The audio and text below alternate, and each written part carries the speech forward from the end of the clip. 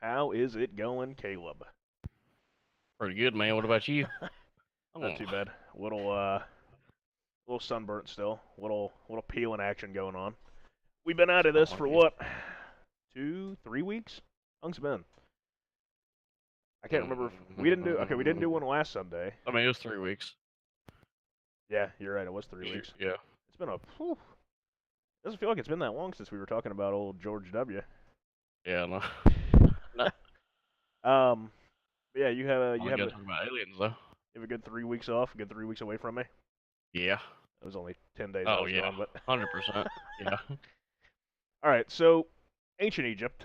Just gonna hop straight into it. Okay. Before I throw anything out here, what's your take on ancient Egypt? Just as a whole. Just tell me if As a whole, when I say ancient Egypt, what comes to your mind? we're basically talking about the pyramids, though, right? Well, I mean, the pyramids, that's one thing that comes to your mind. Okay, so Okay. say the pyramids come to your mind. What do you think when you think of the pyramids? Aliens. All right, time to shut her down. Yeah. No, no, I like that theory that you brought up um, earlier, too. I think Uh-huh. with, We'll talk about that here in a little bit. yeah, I don't really want to talk about it, to be honest, but That's my favorite one that going into the okay, I had a lot of time. I drove to Texas for those who don't know, vacation. So I had a lot of time to listen to some podcasts, and I learned a lot about ancient Egypt on my different people's takes on ancient Egypt on my way down. So I am definitely more knowledgeable in the topic than I was 3 weeks ago. So there's one that I'd never heard of prior to. Well, I take that back. I'd heard of it, but I'd never really done any in-depth looking into it. Never listened to the actual expert on the topic talk about it. We'll talk about that. I'm saving that one for last because that one's definitely the least mainstream. Um, but the way I look at it, and this is kind of what we're gonna touch on the whole time. So the way I see it, okay, let me just ask you this: do you think that our current timeline of Egypt, in that they were, say they like what we're taught at school, say basically. say say they built the pyramids in 2500 BC, okay? Mm, Do you right. think A, they did it, and B, they had the technology then to do it with what we currently believe? Like No. basically the official standpoint on the pyramids is they were at most in the Bronze Age. So Yeah, no. I don't think. Either they were more advanced or they had help. See, okay, I just wanted to ask you that question first because Yeah. the way I see it, there's three ways that this could go down. Because I don't think either one of us believe that the current timeline that they had stone tools or even bronze tools that they're building the structures that they did. Knowledge of astronomy, knowledge of what constellations that goes with astronomy, but mathematics. I don't think they're doing that I don't think at a copper could stone cut level. through that. Yeah. Anyways, Um, but I mean, that's and even like the precise. yeah, we'll talk about that. But I just wanted to Yeah. get that out of you first because um, the way I see it, there's really three ways this can go, and it's a if you throw out the idea that what the current taught, you know, timeline is true, that they did it with stone tools or even bronze tools, there's three ways it can go. Either A, they as a civilization themselves had a lot more figured out than we realized. They could have been in the Iron Age, and they could have had different technologies that we didn't realize they had. They might have even been. We'll talk about this as well. This is one of my favorite pictures. Might have had electricity of some sort. Um, Phantom time hypothesis. That is a different altogether. Um, so I think I think the first one you have to talk about is give them the credit. They were more advanced than we realized, and they did this on their own. They had electricity, or they had steel, or iron, whatever it may be. They did it themselves. We were just wrong in the dating. What do you think Yeah, about that? that. I mean, I agree with that. So you As of think right now. okay? So I here's my thing with that. I think we would have found some sort of relic from that time period, right? If Or some sort of evidence of that. if they had electricity or iron tools, we would have found an iron tool that some dude left work whenever he was working left out, Mhm. right? My thing with that is there's not. I mean, about the most. How about the Batmobile, Crab? What do you think about that? About the most advanced thing that we find is the pottery, ceramics that were very advanced for their time period. But as far as tools, electricity, you're really not finding anything. So that's the problem with each one of these has a problem. Each one of these theories, and it really lies in lack of evidence with each one. It's just which one you believe is the most believable. Okay. Yeah. So first off, we have they did it. They were more advanced than we realized, and the timeline is correct. Second, which I think a lot of people talk about, I think this is one of the most popular conspiracies or mysteries with this, is they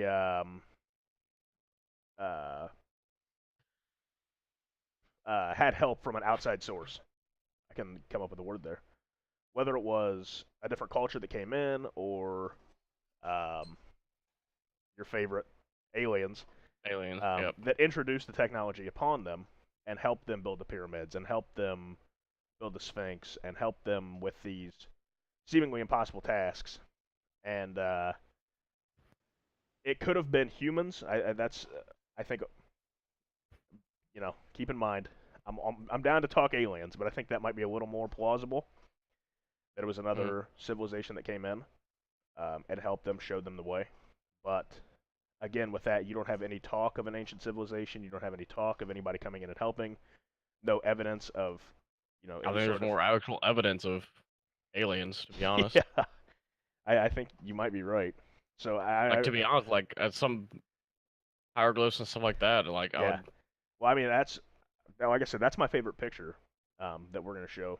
Hieroglyph that can't be explained. Where I'll just pull it up right now since we're talking about it. It's like here it is. This is the link I was looking for. It shows like what appears to be helicopters and planes and what we'd consider like a UFO type thing. Let me pull this up. So I mean, I guess in that sense, you're not wrong. I think it's just easier to get behind the idea of what is that sound? What in the world was that on this website? Anyway, this picture right here, where it looks like you've got a helicopter and a plane and some sort of maybe a boat. What if a nursing college cared for its... I'm getting every ad possible on that site. Yeah. You get the point. I just had a bunch of random pictures pulled of that up. Anyway, so I think you might be right. My God. What? What's that top row? Huh? On the ancient Egypt thing? That top, yeah, go back. I didn't even see that, bro. That's just ancient Egypt typed in on Google. Yeah. That's classic, bro. Ancient Egypt porn, I guess. Yeah, some ancient porn. Yep. Of course you see that one picked up. Yeah. But yeah, I mean, you're not wrong in that there are hieroglyphs that appear to depict aliens or some sort of advanced technology that we don't think that they had. So, I mean, I think it's what I was trying to get at is I think it's easier to say like it's easier to assume because of the evidence we have that a human civilization could have stepped in, but the hieroglyphs might point more towards. But at the same time, like what civilization could that have even been? Well, that's a great question because I think the main thing with that is it has to be one that we either haven't discovered. Okay, you know what Göbekli Tepe is? The site they found. Like I would say maybe like the Greeks, because I mean they built some, they had the stadiums and everything like that, but at the same time that was nothing compared to the pyramids. You know what Göbekli Tepe is? Have you ever heard of that? No, I haven't. So it's an ancient site they found in, I think it's in Turkey, that they have dated to like 10,000 years old, 11,000 or 10,000 BC, 11,000 BC, something like that. And it's actually really advanced, stoneworking,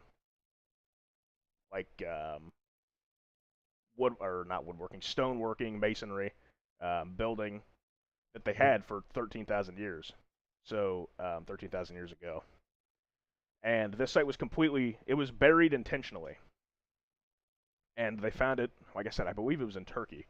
And they've only uncovered like something like 10% of it. I think it's going to be huge. This is like within the last 5 to 10 years they discovered this. And the thought is that it wasn't actually a living space, but rather some sort of temple. And they think that they might be able to trace it back to like the first religious site. But that's another story. What I was getting at here is that I think civilizations, this is going to bridge to my third point, and I think this one makes the most sense.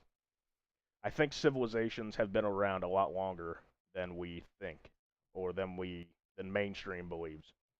So I think I've heard of that theory as well, like the golden ages and. So Göbekli Tepe being dated back to like. I mean, you can kind of bring up like Atlantis too. But... Well, that's actually brought up. Robert Schoch actually brings that up too, which is a name I'm big on, but I'll bring that up here in a bit. Where these ancient civilizations might have existed, and Egypt might have very well been there with them. Like they might have been living in conjunction at the same time, or it very well could have been possible that the other civilization brought technology, resources to Egypt, which led them to these breakthroughs. So I think that, like I said, goes into my third theory, which is that civilization existed long before our current timeline. I think, like I said, the current timeline for the pyramids is something like 2500, 2600 BC is when the pyramids were built. My take on it, well, it's not my idea, but it's my opinion in that things are much older. The pyramids might very well have been refurbished, or even some of them built 2500 BC, somewhere around there. The Sphinx is much older, which we'll talk about, or at least we think it is a lot older. Okay. Which completely messes things up. So there's a period from like 10,000 BC to like 2500 BC where we have nothing, where we have no archaeological data of pretty much anything. You know, and then 2500 BC comes around, and you have all these sites that start popping up. You know, you got Egypt, and about 1,000 years later, you got the stuff that starts popping up over in Central and South America. 1,000 to 2,000 years later, and then of course in Europe, early BC to starting in AD, you've got the Greeks and then the Romans. So there's a whole lot of nothing for like 7,500 years, which doesn't make a whole lot of sense. So I think that it's very well possible that humanity went down to a very low stage, a near extinction stage, and then came back up and rose back up to a technological point where we are now. This isn't my theory. Like I said, this is a guy named Robert Schoch, and he's a geologist. I know I brought this up to you a little bit, but I never really went in depth. Yeah.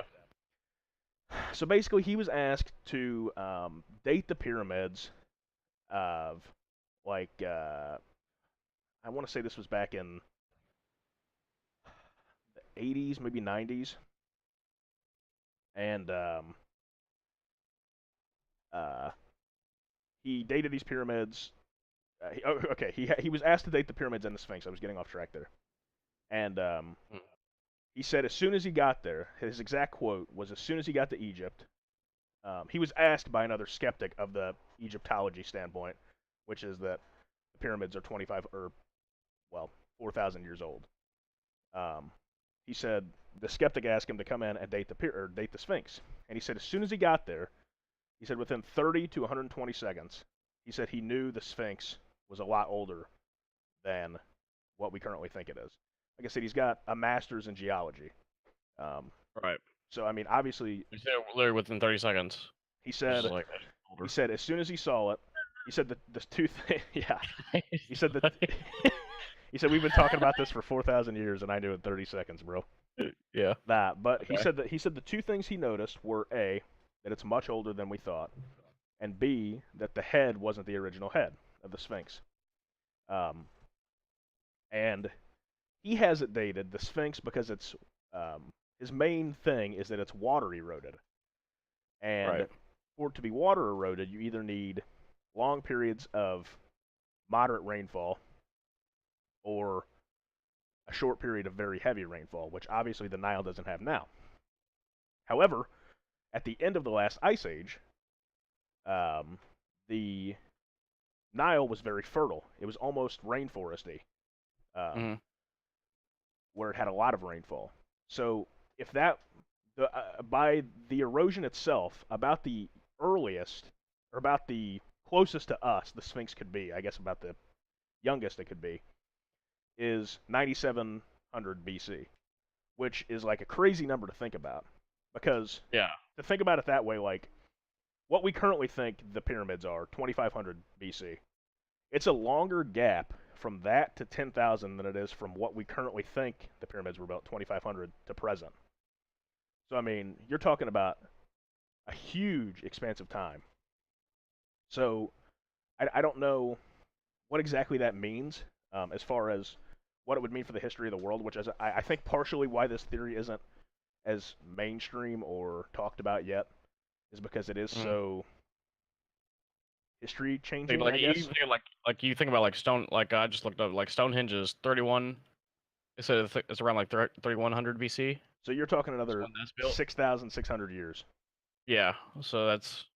So I mean. I was kind of thinking about like other structures and stuff like that. Like when. Göbekli Tepe is actually a lot. We'll look up Göbekli Tepe, by the way. It's like G-O-B. How do you even spell that? G-O-B-E-K-L-I-T-E-P-E, I think. So you typed in G-O-B and it was already. Your computer's listening to you. That's another week. Yeah. We're already on the list. But it has structures that are kind of similar to Göbekli or to Stonehenge, and that Göbekli Tepe has been carbon dated to, like I said, 10,000 BC.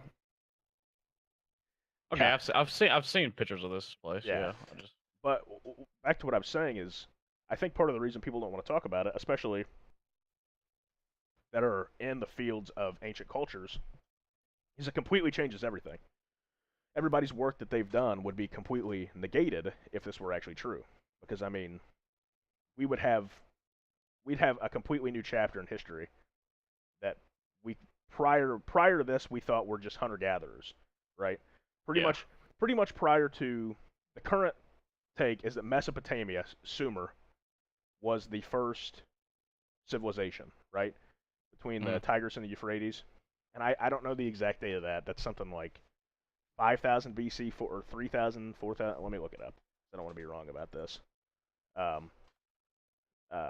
anyway, it's still long before this ever existed. Let's see. When did Mesopotamia come about? History, late 6th century BC. So, okay. So that wasn't even as far back as I. Hold on. There's no way. Here we go. Yeah, somewhere between 5,000 and 3,500 BC, Mesopotamia started, which is, generally thought to be the first civilization. So if we're talking that people already had the Sphinx built at 9,700 BC, I mean, we're talking tens, potentially, of thousands of years that we're off. So I think that is the biggest earth-shaking thing, if that theory is correct, and I'll get into why I believe this theory more than I thought I would have. Okay, so you said it's 9,700 BC was the end of the last ice age. Okay, so I'm just going to throw this theory out here. We're going to talk about, I was planning on doing this one last, because it's the one people don't know about the most, but now that we're talking about it, let's just go ahead and do it first. Okay. So basically, Robert Schoch's theory is that, like I said, the Sphinx is much older than the pyramids. And he thinks that from 9,700, 9,600 BC to dynastic Egypt, which started somewhere around 3,000 BC, which you have the pharaohs and all that dynasties. He has come up with the idea of what he calls a solar-induced dark age, or SIDA. I'll pull up his website here in a minute, but I want to give just a kind of a brief rundown. He was on Joe Rogan's podcast, and I highly recommend listening to that because he's a very knowledgeable guy. Right. Not even just about this, but just about ancient cultures and geology in general. It's a very good listen. Okay. I would suggest listening to that. But to summarize it, basically he says that there were large, what are called coronal mass ejections from the sun that ended the last ice age. Okay. So solar flares. Basically solar flares. Okay. That he said, to paraphrase a bit, he said would have caused huge thunderstorms across the planet, that would have caused mass chaos, that would have caused people wouldn't have been able to live on the surface, essentially. You would have had people who lived in caves, which this kind of coincides with, you have a lot of cave paintings during this time, structures that are built over caves, that are built over enclosures. People would have had to have essentially lived underground during this period. He says he doesn't think. There's plenty of civilizations that are like lived in caves and stuff like that too. Yeah. So basically, his theory is that civilization had been building up prior to 9700 BC, building up to the point of building the Sphinx, which he believes the head has changed, which I'll get into that here in a bit. That it was originally a lion. So they built this lion-headed Sphinx. So they were at a point technologically where they could do this, build this structure 12,000 years ago. So then you have what we consider the Egyptians, which is dynastic Egypt, which comes up 6,000, 7,000 years later out of the ground and still retained some of the knowledge that was gained by the old Egyptians or whatever civilization was in Egypt prior to this mass extinction event. They retained this knowledge and were able to build the pyramids and have these higher technological capabilities than we thought possible for 2500 BC. So essentially, it's a little bit of both of the things I talked about at the beginning. It could have potentially been another culture that lived there, and they've been around longer than we thought. So it could have been Egypt part 1 and part 2, right? Like it could have been they were flourishing, and then they had to go underground essentially for 7,000 years, and then they came back as the same civilization. You said this guy brought up Atlantis, right? He brings up Atlantis on his site. Yeah, he brings up Atlantis. Let me just pull up his site. I don't want to misquote him here. But basically, he says something like the population of the Earth went down somewhere to like in the 4 digits, like 5,000, I think is the number, was the population on Earth, he speculates, during this solar-induced dark age, which would have been, here we go. Just joined, we're talking about ancient Egypt right now, my friend. We were talking about a theory of the Sphinx being much older than we think it is. Okay, so here we go. Rising from the ashes, the solar-induced dark age. Okay, he has a timeline that I was trying to describe here that's a little better. Okay, so here's Göbekli Tepe that we were talking about, which is officially dated back by carbon dating prior to 10,000 years. You have the Sphinx, which he, like I said, has somewhere in the 9,700 range. The end of the last ice age, which he says is caused by these coronal mass ejections, these solar flares. And then you have 7,000 years of nothing. And then the beginning of dynastic Egypt. This is just essentially a picture of what I was just talking about. This just does a better job. Okay, but what does he talking about? Say about like the hieroglyphs of like all the workers. Okay, so and all he that says stuff, like all the slaves and all that stuff. Like if it was already built there and it was already there, then okay. So he had a quote. He had a quote about the hieroglyphs because he says he doesn't. Okay, the slaves very well still could have built the pyramids. I don't know exactly his thought on this, but he has one quote I'm gonna get to here in a second. But he said something along the lines of when asked about a hieroglyph that depicted how they might have built the pyramids. It's a hieroglyph that kind of showed them like moving the stones on logs, I believe, which is a theory Right, I've now heard you've seen before. like the one where like they were pouring water. Yeah. In front of it I and don't stuff remember. like that, I don't remember exactly on the which one they were statues. talking about, but they were talking about on Joe Rogan's podcast. They were talking about one of the hieroglyphs that depicts this, and his point was, if you were a blacksmith, okay, in the 1700s or whatever, for example, you would, and you wanted to give somebody your business card, or you wanted to tell them you were a blacksmith, you would show them that, like, that picture was just showing that they moved it, not how they moved it. Essentially, was that Right. I probably did a bad job of explaining that, but that was just their interpretation of it being built, not literally how it was being built. Like, if you were a blacksmith, you're going to hand someone a card that says blacksmith. You're not literally going to hand them a card of how you are blacksmithing. See what I'm saying? Okay. So Okay. basically, his counterpoint to that was it was just an interpretation, but that to my knowledge, the hieroglyphs don't show anything building the Sphinx. It's just with the pyramids, and the pyramids very well might be that age.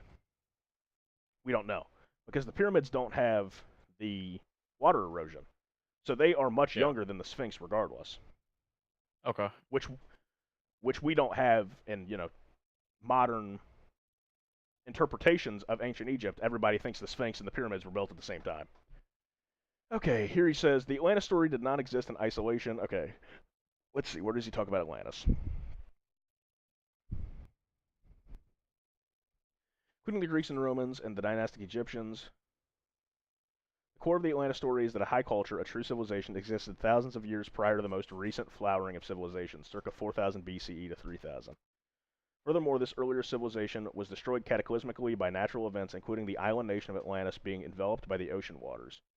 Most interestingly, Plato gives a precise chronology, I didn't know this, which, when translated into our modern system of dating, places the fall of Atlantis at circa 9600 BCE.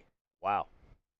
Tantalizingly close to the end of the last ice age, circa 9700 BCE, as determined by modern geological techniques.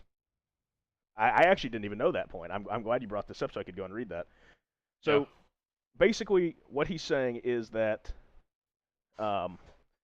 civilization existed, maybe not to the point where we're at today, but existed to a technologically advanced point, technologically advanced enough to build the Sphinx and potentially the pyramids, and then was cataclysmically destroyed. That'd be the only, if you're bringing up like civilizations and stuff like that, that could have helped them. Atlantis. I feel like Atlantis would have been the only one. I didn't realize that Plato, if it was real, you know what I mean, like someone who is that advanced, that advanced, that it would have been them. My thing with Atlantis in particular, I mean, I get that the Earth has a lot of things we haven't explored, a lot of deserts that have been created in the last 10,000 years. Of the oceans we haven't even explored. Yeah. There's that. I don't know about the whole. Okay, this kind of makes sense, and I'm kind of piecing this together since we just read that. Maybe Atlantis wasn't. If Atlantis is real, I know this is about Egypt, but these cataclysmic events would have brought heavy rainfall, which would have, in turn, made new coasts, essentially. There would have been rising sea levels. So it could have been a coastal city that then ended up being underwater because of these cataclysmic events, because of this coronal mass ejection, the solar flare. So that makes sense to me. I'm glad you brought that up, because he didn't bring that up to my knowledge on Joe Rogan's podcast, and that is the main. I looked up a couple other videos as well on the guy, but that's the main source of knowledge I had of him, was from that. But that's very interesting. If that really is Plato's account of Atlantis, lines up perfect with the end of the last ice age, which we have pretty specific dates on the end of the last ice age because of ice core data from Greenland. Right. So it's pretty obvious when there was heavy ice and when there wasn't heavy ice. And it was very sudden. It wasn't like 10,000 years there was heavy ice and it slowly shifted to no ice. It was like there was heavy ice and then there was not heavy ice in like a 100-year span, which would suggest there was a drastic climate change, which could have been brought about by a solar flare. So My thing So on you're ancient saying global. You're saying global warming isn't real. Yeah. No, yeah. that's not quite what I'm saying. I think that might be a different episode. yeah. I don't think we're getting hit by coronal mass Just ejections. And Ice Ages happened whenever we didn't have. Yeah. Just It's saying. not really. All right, go on. Yeah, I think that's a different episode. Yeah. I don't know. Just have to throw that out there. So, I guess for ancient Egypt, that means my theory, my take on it. He is very, very heavy, as he should be, as this is his magnum opus of work, as such. At least it is so far. He's very heavy on this being true, in that the Sphinx is old, therefore there had to have been a civilization prior to Egypt, or Egypt must be a lot older than we think. And I definitely think parts of this are true, but I'm not sure exactly where I lie on it completely being true. Like, I think for sure. See, go ahead. I think the biggest thing about the because the pyramids, this goes with the Sphinx. The Sphinx. I don't know why I said it like that, but yeah, the Sphinx. The Sphinx. See, like I don't know, because like connected with the pyramids, like you have multiple civilizations that built pyramids. Yep. That weren't connected at the time. Okay. Yep. So if you bring Atlantis into it, it kind of maybe ties them in together. So you're you're proposing that Atlantis was advanced enough to the point to travel continents, to travel the seas. Yeah. Okay, so you're basically saying if Atlantis is real. Okay, I didn't expect to be talking about Atlantis today. Yeah, well, here we are. Here we are. Yeah, go ahead. If Atlantis is real, what?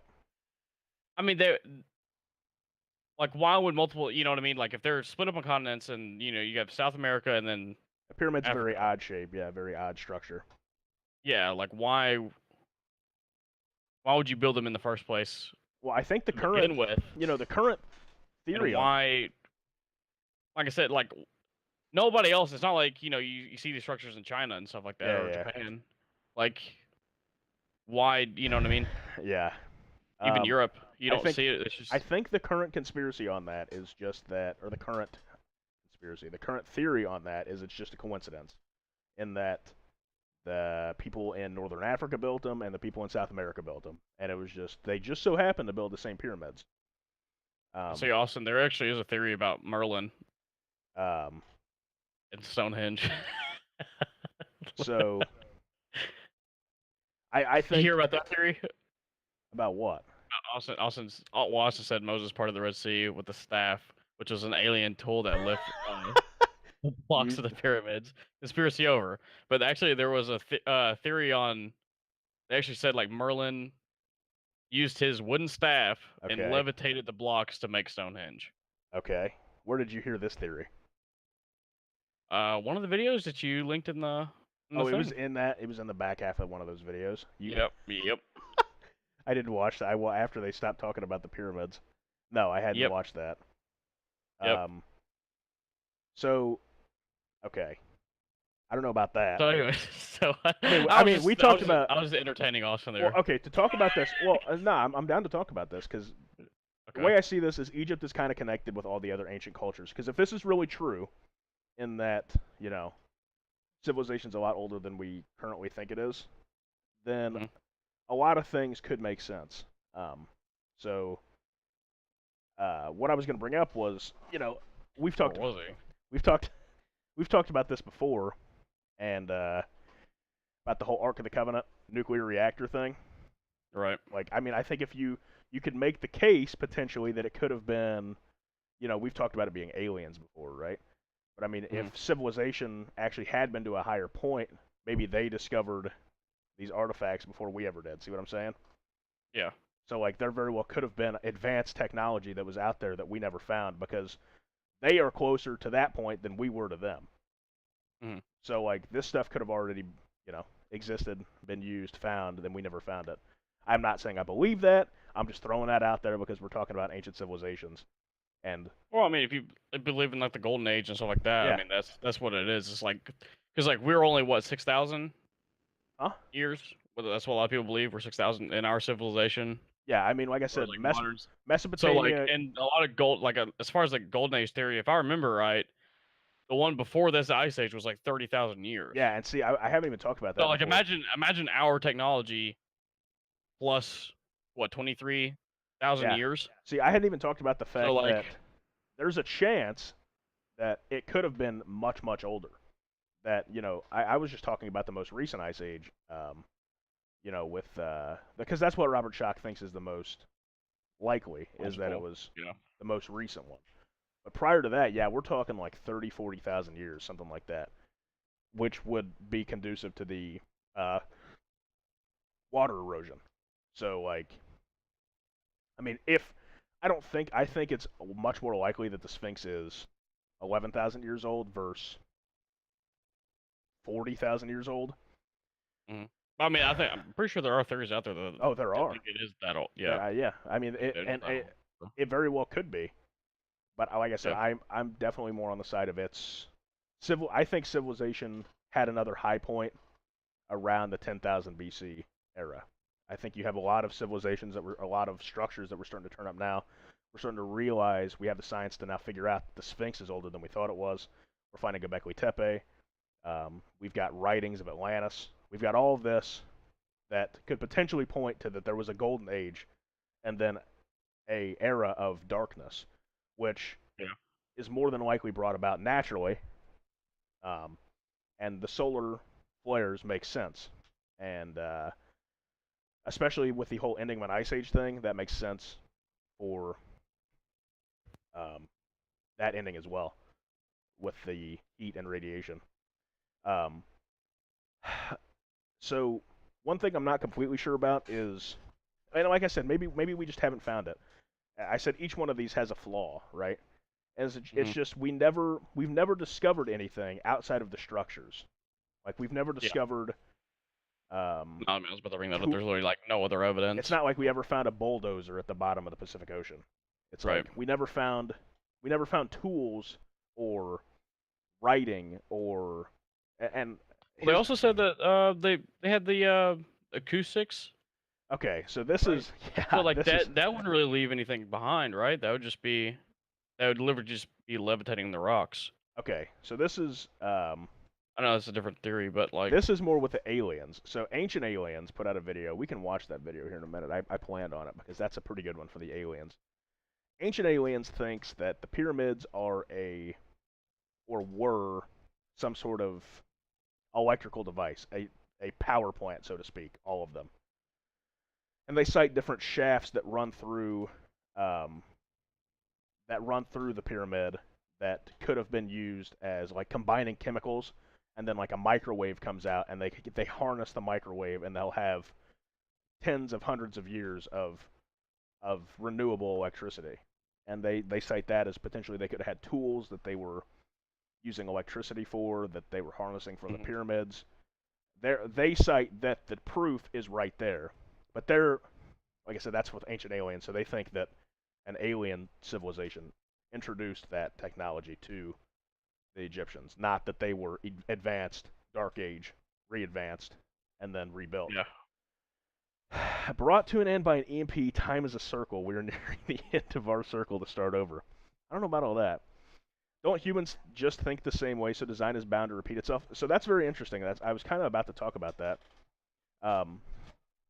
That's one way to look at it, in that, maybe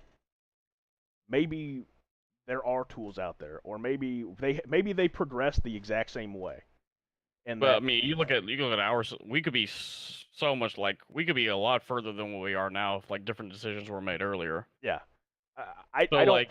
I'm talking look at Tesla. You know what I mean? If Tesla didn't, if the government wasn't involved with him, we would have been way more advanced than what we are right now. Yeah. If he just wasn't meddled with really, and was just able to do his work. So I think this is interesting because I don't know. No one does. If humans all think the exact same way, obviously, naturally, we have the same capabilities too. But I don't know.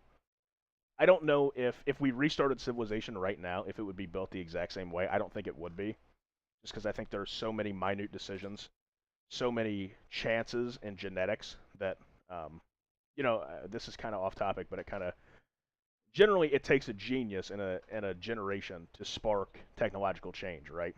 Like Da Vinci, for example, and then you have Tesla and Edison, and they spark all the electricity, no pun, all the electricity advancements, and then you have Einstein, and like all the information's right there. You just have a genius that sparks it. Tying that in with what I was saying is that maybe if we replayed civilization right now, maybe Einstein's never born, or maybe Einstein's born in 1200 as opposed to whatever, late 1800s, early 1900s, late 1800s for sure.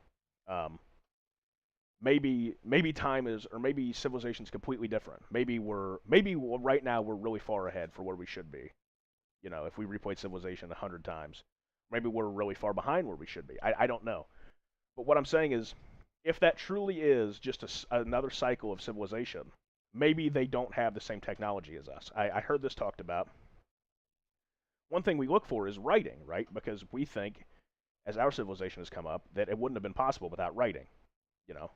Knowledge passed down, schematics, numbers, all that, we think is super important.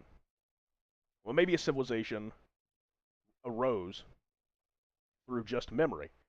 There was a quote, I don't remember who the quote was by, some ancient scholar, in that they thought writing hurt the human memory, and that if things were just passed down, the human memory would have been much sharper, and we wouldn't have needed, like, the need to write things down wouldn't have been a thing, because everybody would have just remembered it. So what I'm saying is, maybe we're thinking about it the wrong way. Maybe they were advanced, but in a different way. So, like, they might not have had electronics. They might not have had cars.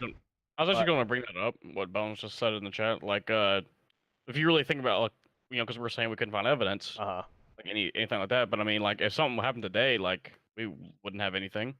You would have. We would have the bare essentials into caves or whatever. If we're talking about like a huge solar flare that literally just burnt the crap out of everything, and then we went into an ice age afterwards, and we lived in caves forever, like everything would be pretty much lost. So you're saying essentially other that than maybe like some structures. That's what I'm okay.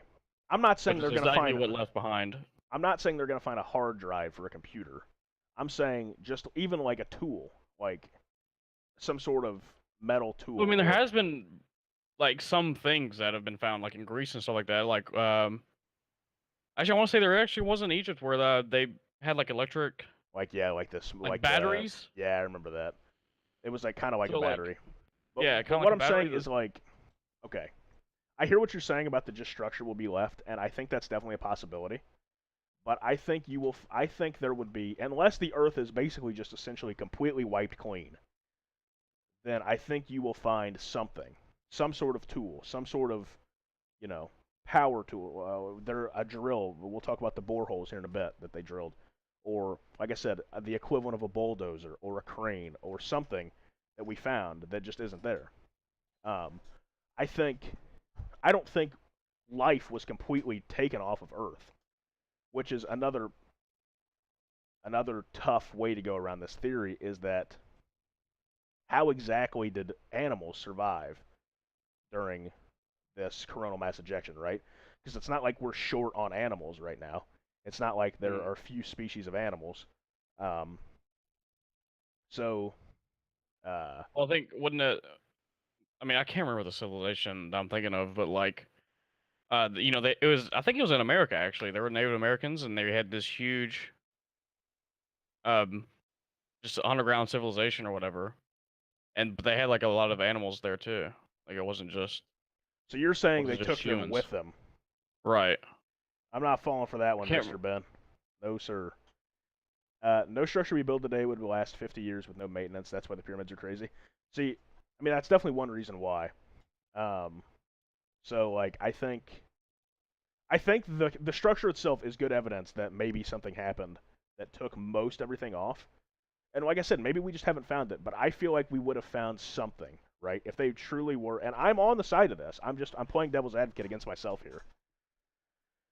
I feel like we would have found some sort of tool, some sort of anything that would have. Well, I mean, Chernobyl To go with my bad. Go ahead. But to go with like Chernobyl what?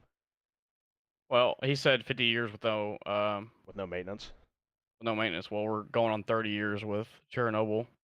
Well, okay.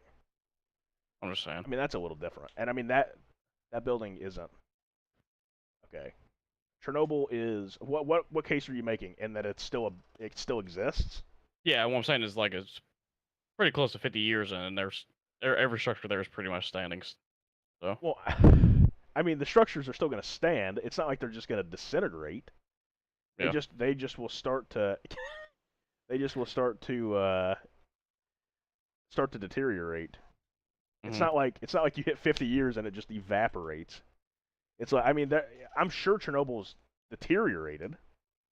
Mm-hmm. I mean, I'm sure if we like, see, I don't know the exact timeline on that. Like, if we just left, right? Right. Humans just left and came back in 5,000 years, what would we see, right? Like, what remnants? How much would Earth have taken over? Like, what would New York City look like? Like, would that be re-encased in vegetation? Look at Carthage after Rome sacked it. Nothing left only what the Romans documented. So, okay, here's what I'm saying. There's nothing documented from 9700 BC to Mesopotamia, which 5000 to 3000 BC. So, bare minimum 5,000 years. There's nothing. No structures, nothing. So obviously, I don't think time just stopped for 5,000 years. I think there had to have been some sort of natural disaster, which I'm contending for Robert Schoch's theory here, and that it was a solar flare, coronal mass ejection, that took humanity to the brink of extinction. My problem with this theory is A, we don't have any true evidence of advanced technology, which I cited. Maybe they had a different kind of technology that we haven't discovered. Like I said, maybe they took a different path. Like they didn't need writing, which is why we haven't found writing. Maybe they didn't do the metal route. Maybe they didn't do metallurgy. They did something else. I don't know. I'm trying to contend for that because that's one problem with it. And my other problem is I don't know the exact logistics of this, but if a solar flare that size or thousands of years of solar activity, I feel like the animal population would have been drastically decreased. And I don't know, maybe there's a large number of fossils during that time. Maybe the animal population really was taken down that low. I don't know. I don't know if there's been any study on that, in that, from 10,000 to 5,000, civilization and the natural world took a big hit. I don't know, but I feel like that would be in conjunction. Like we'd find a lot of animal skeletons from whatever 10,000 or 9,000 years ago. So like that's my problem with that, is that it sounds really good in theory, right? Like perfect. There was a golden age, and then humanity stopped for a while, and then we came back. But we're not the only thing on the planet. Like I feel like we would have found evidence of lack of animals during that time. See what I'm saying? Because if humans, I hear you. I mean, I agree with you on that because he said there's a flaw to every theory on this. I know. Like that's why this is like what we're like saying. I said, like it's a mystery. It's not a conspiracy. More of a mystery than anything. Exactly. Like there's no proof or evidence of really any of these theories. So he said something like Robert Schoch did, that it was these storms that this would cause were something like 1,000,000 times stronger than a hurricane. Okay. Okay. So I don't know about that. basically, he's 1,000,000 times stronger. Basically, what he said was that lightning would be falling like rainfall. Like you would have storms that were essentially just lightning storms. Like that, because of the radiation that this is causing and the activity this is causing, that it would essentially be like storms of. So there would just be like sheets of glass where there was sand essentially. So like nothing's surviving that if it's out in it. So like I don't know. For me, there would have been some sort of animal discrepancy, right? They're like, oh yeah, like 20,000 to 10,000 BC, like we got steady animal remains, steady animal skeletons, and then the only thing I said, I mean, animals are always, I don't know. I'm not saying they didn't exist. I'm just saying you would think the population of the animals would be drastically decreased too. I mean, they would have been, yeah. Well, what I'm saying is we would have evidence for that, and I don't think we do. Hmm. Like, I would think that they would be like, hey, like, for some reason we find a bunch of animal skeletons at 7,000 BC, and we don't know why. Like, Mhm. there appears to have been a mass extinction event 10,000 years ago, and we don't know why. It just, this theory to me is very human-centric, in that we don't think about what else we would have found on the planet if this were to happen. Like remnants of these huge storms, or sheets of glass that this would have created, or animal remains from 7,000 years ago where it looks like areas were just completely wiped out. And like I said, Yeah. these very well could exist somewhere. They could have already been documented, and people just Just didn't nothing. put the pieces together. But to my knowledge, they're not. So that's my problem with that one. This to me, like I said, it makes the most sense to me that humanity hit a high point, hit a golden age, which is why you have all these accounts of ancient civilizations, and then we're starting to find things like Göbekli Tepe. Like I said, we're starting to figure out the Sphinx is much older. And so I think it's very well possible. It might not even have been a coronal mass ejection. That could just be this guy's theory. It could have been something else. But I think it is very plausible that the Earth had a near extinction event, taking us back to a very, very primitive area, and then bouncing back. And we may have even retained some of the knowledge, which is possible with the Egyptians, which could have been why they were able to build the pyramids.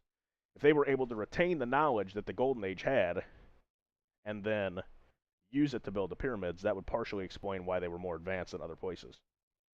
Hmm. A big part of that theory is there's a chamber, and this kind of makes me mad talking about this, to be honest. There's a chamber under one of the paws of the Sphinx, and I believe it's the left paw. They have determined with different whatever seismographic technology. This is another Egyptian Huh? government. Yeah, it's all politics. They won't let them go into it. And basically, I mean, all you would need to do is you just drill a hole in it and stick some sort of wire with a camera on it just to see, because apparently that could potentially hold the archive of the knowledge that the Egyptians used to build the pyramids and build other structures. Right. So I don't want to butcher this. I don't understand that either. What? That's just Why they would have buried it, or why we can't do it? No, why we can't See, exactly. So figure it out. a big thing Why that I don't not? think people realize is Egypt is very, very political, and I'm not saying that like the country, like ancient Egypt and the pyramids and all that, it's all politics. So like a lot of the theories on things don't reach the surface because of people's political agendas. So like Okay. they might not be able to ever excavate that if if the current or the Egyptian government doesn't allow people to go in there and look at it. Like they don't want people to go in there and say, "Yep, there was a civilization. It wasn't actually the Egyptians who built the pyramids, believe it or not. It was blah blah blah blah." And like I've never. Or the other thing is that they don't want people to damage their tourist attractions, because that is a big part of Egyptian's economy. Yeah. Which I get, but I just feel like for the nature of history, you have to let them drill in there, stick a fiber optic in there. That's what, like I said, Robert Schoch said. I know I keep quoting him, but he's the leading person on this theory that we hit a golden age and then regressed. So I don't know. It's like I said, he thinks that the Sphinx was a lioness that was like the lioness Mehet, I believe is the name. It was a goddess that was supposed to be like the protector of knowledge. They apparently found a scripture with the. Let's see if I can find this on his site. Let's see if I still have the site pulled up. They found a scripture with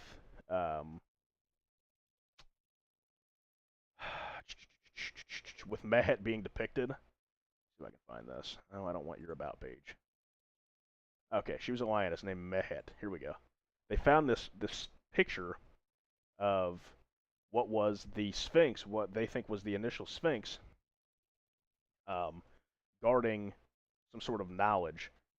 is how it was written. And yeah, here we go. We located a chamber under the Sphinx in the vicinity of the left paw. Now everything seemed to come together. The second portion of the dual title refers to an overseer, master, guardian, or possessor of a key that opened a vault that was based on the first portion of the dual title, referring to scribes and records. An archive, a hall of record guarded by a lioness. So, I mean, that would make perfect sense that they had a hall of records protected by the Sphinx. They've discovered this chamber underneath the Sphinx.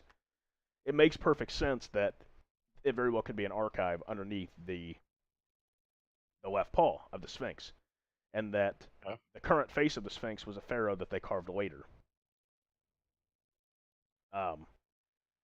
So I think it's very well possible that the Egyptians retained some of the information, whether or not it was, like I said, Egypt 1, Egypt 2. I could definitely see that as well. What he said in the chat. It's hidden in the Vatican. What about Egypt? Yeah. Oh, they could have already, you know what I mean? Already covered it up. Already just covered it up, yeah. And that's just in the Vatican, where everything else is. I mean, that's interesting. I mean, what do you think about? Like, you think that's? We've never really talked about. Very plausible. What do you think? Okay, say that came out tomorrow, right? But at the same time, like, if they did that, like, what would stop them? You know what I mean? It's already like excavated. Like, if they already took out whatever, then what's the point of them, not letting them? So you're saying basically if they know they wouldn't find anything, then why not? You know what I mean? Let people. You're saying the Vatican is the power that be here that is preventing people from going into the left paw. Very well could be, yeah. Okay. I mean, that's if we're talking politics, maybe. No, I mean, no, you're not wrong. I just hadn't really thought about that. I was just saying that's a good point. Yeah, that is a good point in the chat. I hadn't really thought about that. I mean, I guess if religion falls, people lose hope. Yep. And see, that's another reason I think I kind of touched on it, but I didn't really hit home with it.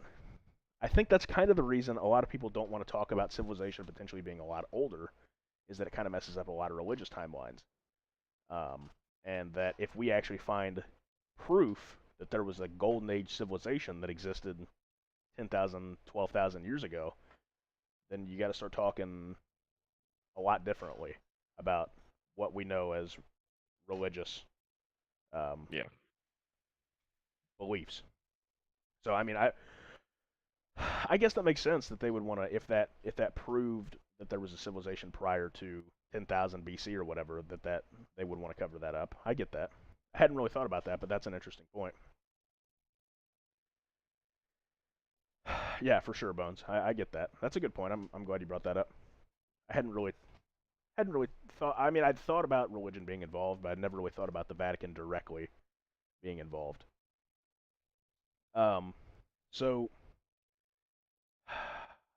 I don't know exactly where I stand on this, because I have a lot of skepticisms about lack of evidence, but at the same time, I think it's the most logical of the theories. Yeah, I mean, I'm with you on that.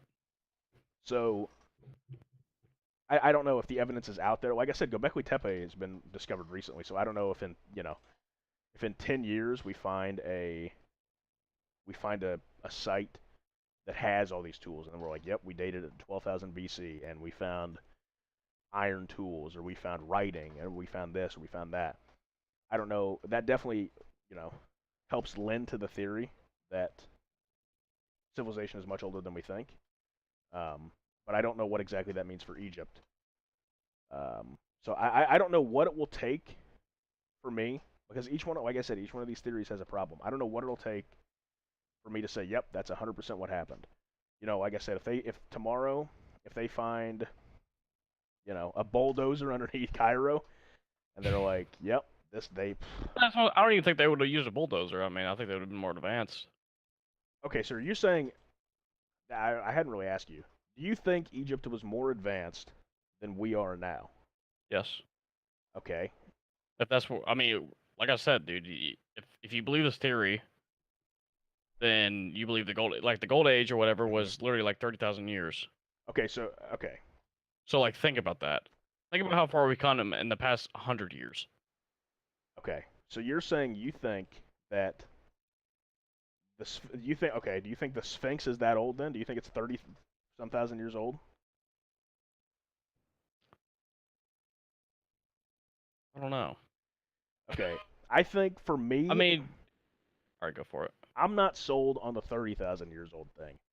I'm a lot more on the maybe like 12 to 10,000 years old thing because Yeah. 30,000 to me seems a little crazy. But obviously that civilization had to have started at some point. The end of that civilization was 10,000 BC or whatever, 9600 BC, 9700 BC. Right. So they obviously had to have reached a point to be able to um, build the Sphinx if they truly did. So what I'm saying is, say they were at the exact equivalent of where we are now, building the Sphinx, okay? And it took them the exact same amount of time. And they built the Sphinx right before the end of the Ice Age. So this is all youngest possible. We're talking, you know, if we're talking Mesopotamia till now, 7,000 years, 7,000 years prior to 10,000, 17,000 BC. If they followed the same timeline and they didn't build the Sphinx until the end of their existence. So I mean, like, although we might be talking 10,000, you know, for when the civilization ended, that's not when they started. So like, obviously the civilization is much older than 10,000 years old. It's just that's when they ended. Yeah, no, you're not wrong about that. So I don't think I think 30,000 seems a bit excessive to me. Well, I wouldn't say. Yeah, I mean, I'm just saying like somewhere in that civilization. Okay, but back to this question. Even okay, let's just say it was 10,000. Let's say they ended 10,000 years or 12,000 years ago. Do you think they were at the technological equivalent as us? I would say more so. You would say they'd be more advanced. Yeah. Okay. So why are you saying that? Are you just saying they've been around so long that they're bound to? Yeah. But okay, if they truly had been around for 20,000 years, then I agree with you that they would almost have to have been more advanced. But I don't think we have any proof that they had been around that long. If we find a civilization that's say 20,000 years old, then I'm on board with you with that. But with this, they very well could have been around for 2,000 years, right? And they took a different. I touched on this earlier. They took a different technological path. Like they didn't go into electronics. They learned how to do things this way, or they learned how to do things that way. You watched that video with ancient Egypt. They were talking about the resonating with the pyramid, and they could have been using different technologies that we wouldn't have thought to use today. Yeah. What I'm saying is they took a different path, and they could have very well been the same level as advanced as us. Got the hiccups, but they weren't the same advancements as us. Like they didn't have iPhones.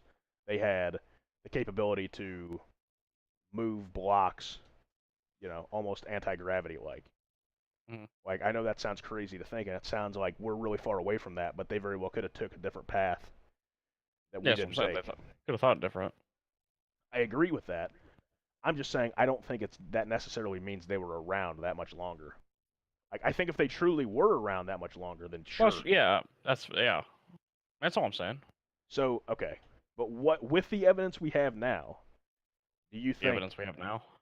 Do you think they were at the same, like to build the Sphinx and to do these different things? Do you think they were at the same level of technology as us? The equivalent. Yeah, I mean, I think they would have been pretty close at least. You don't think that? I don't know where I stand on this, to be honest, because like I said, I feel like you almost have to throw out, because the idea that keeps coming to my head is like, man, we would have found something, right? Like we would have found a tool, or we would have found writing. But it's like I think you almost have to throw out the idea that they very well could have taken a completely different route than we took, and they didn't, you know, have metalworking, and they didn't have writing, and they did something else. So I think it's entirely possible that they could have been, but I think with the evidence we have right now, I'm leaning towards they were more like Roman era advancements. Like they were the equivalent of Rome. So you're basically just saying like you'd agree with like what we're being taught in school then, basically. No. I'm saying I think Okay. the people at 10,000 BC were the equivalent of Rome level advanced. Okay. I'm not saying the Egyptians were Rome level advanced. I'm saying the people who originally built the Sphinx were Rome level advanced. Okay. They were just master stoneworkers, whatever, um, whatever technology you want to include there. But my problem with that idea, is that you find things like the drill marks and the saw marks in some of these structures, which I'll pull that picture up here in a second after I talk about it, that might indicate they very well could have had power tools. And if that's the case, then obviously they took a similar route to us, but we've never found any of the tools. So it's like each part of this has a thing that's holding it back. Like if we could just find, like I said, we find a cordless drill, right? Like, man, we find a 10,000-year-old cordless drill.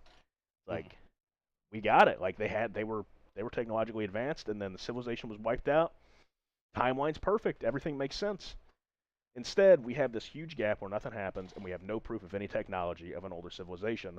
So everyone just thinks, yeah, some people in Egypt popped up and started building pyramids with mud and with some rocks, and maybe they wet the sand in front of the 10,000-pound rock. Right. So it's like, I feel like it's almost like the least likely thing is the accepted one right now, but the reason it's accepted is because we don't have proof of what seems more logical. So like, it's hard for me to say one way or the other. I definitely don't think that the Sphinx is 2500 BC, or that the Egyptians didn't have advanced technology, or the civilization that built the Sphinx had advanced technology, but I think maybe it's different than what we're looking for, is my take on that. We only got this advanced because we mashed all the great civilizations' knowledge together, or it could just be human evolution. Um, I mean, that's, like I said, that we could be really far ahead, right? Like, you might think that we're really far behind, because you and I have had this conversation before, that I think we're behind. if we redid civilization, right, and we did it from the ground up, and we did it 100 times, where are we now? And you think, like, man, like, we had a lot of time where we didn't do anything, right? Like, the Dark Ages were a whole lot of just sitting on our hands and trying to turn lead into gold. But we might actually be advancing. Maybe civilization is supposed to take 100,000 years to advance to the point where we are, and we've done it in 7,000. Like, maybe the Dark Ages take a lot longer, or maybe it's supposed to take us a lot longer to find electricity, or, maybe we're a lot farther ahead than we should be.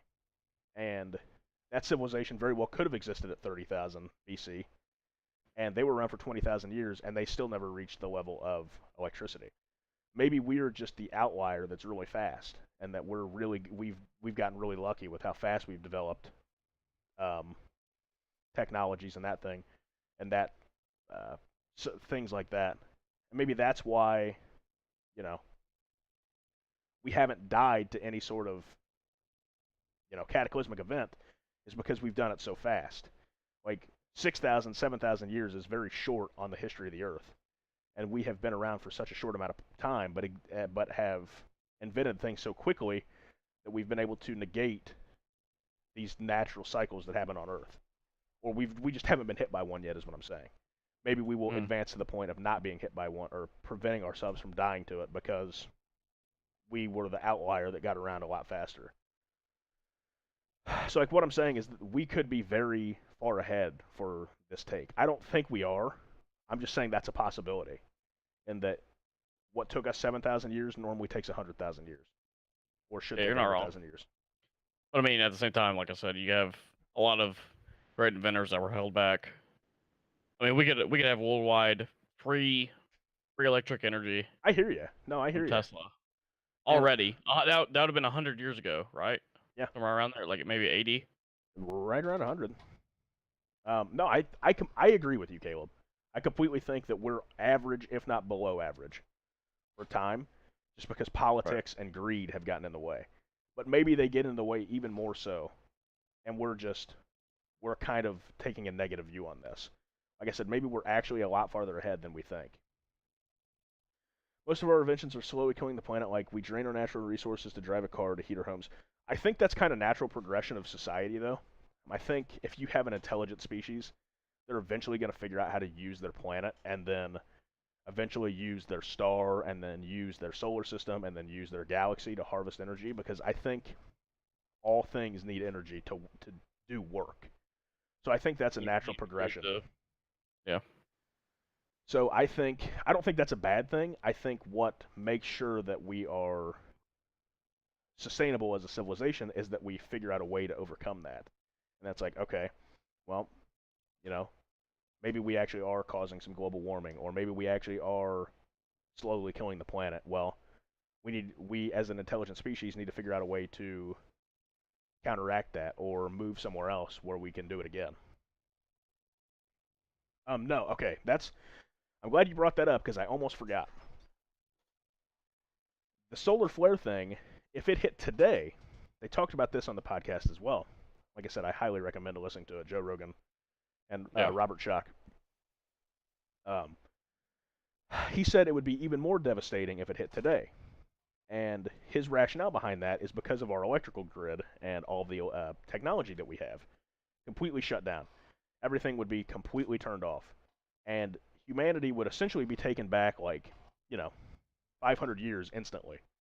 And people don't have the same survival skills, I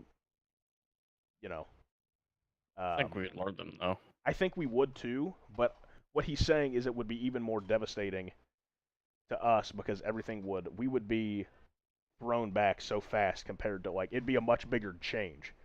We would still have to figure out how to, survive from the radiation and survive from these lightning storms, all while not having any of our technology. And, we haven't needed to go out and kill an animal, and we haven't needed to build a fire for hundreds of years. So, it would be even more devastating. We would have a more drastic fall than they did, is his theory with that. In that, if tomorrow the sun lets out a huge solar flare, and it takes out everything, and humanity immediately has no electricity, then we would be in a worse position than they were. What do you think about that? I don't agree with that. So you're saying you think because of how far we are, that we would be in a better position? With the radiation and everything, we have hazmat suits. We have, just about everybody knows how to do a fire. Just about everybody knows how to do a fire. Yeah. At least down there in the South they do, right? Yeah, that's what You're telling me the South is better suited for the apocalypse? Yeah. More guns? Yeah, pretty much. We have guns to hunt, Uh-huh. See, okay, here's my thing. I don't think I kind of agree with you. You know what I'm saying? No. Okay. I think we'd be a lot more better, but You are really embracing the Southern. Yeah, I really am right now, but that's just, I don't know. That's just what I don't think you're wrong, but at the same time, I don't know, because like I said, the whole dynamic of we would have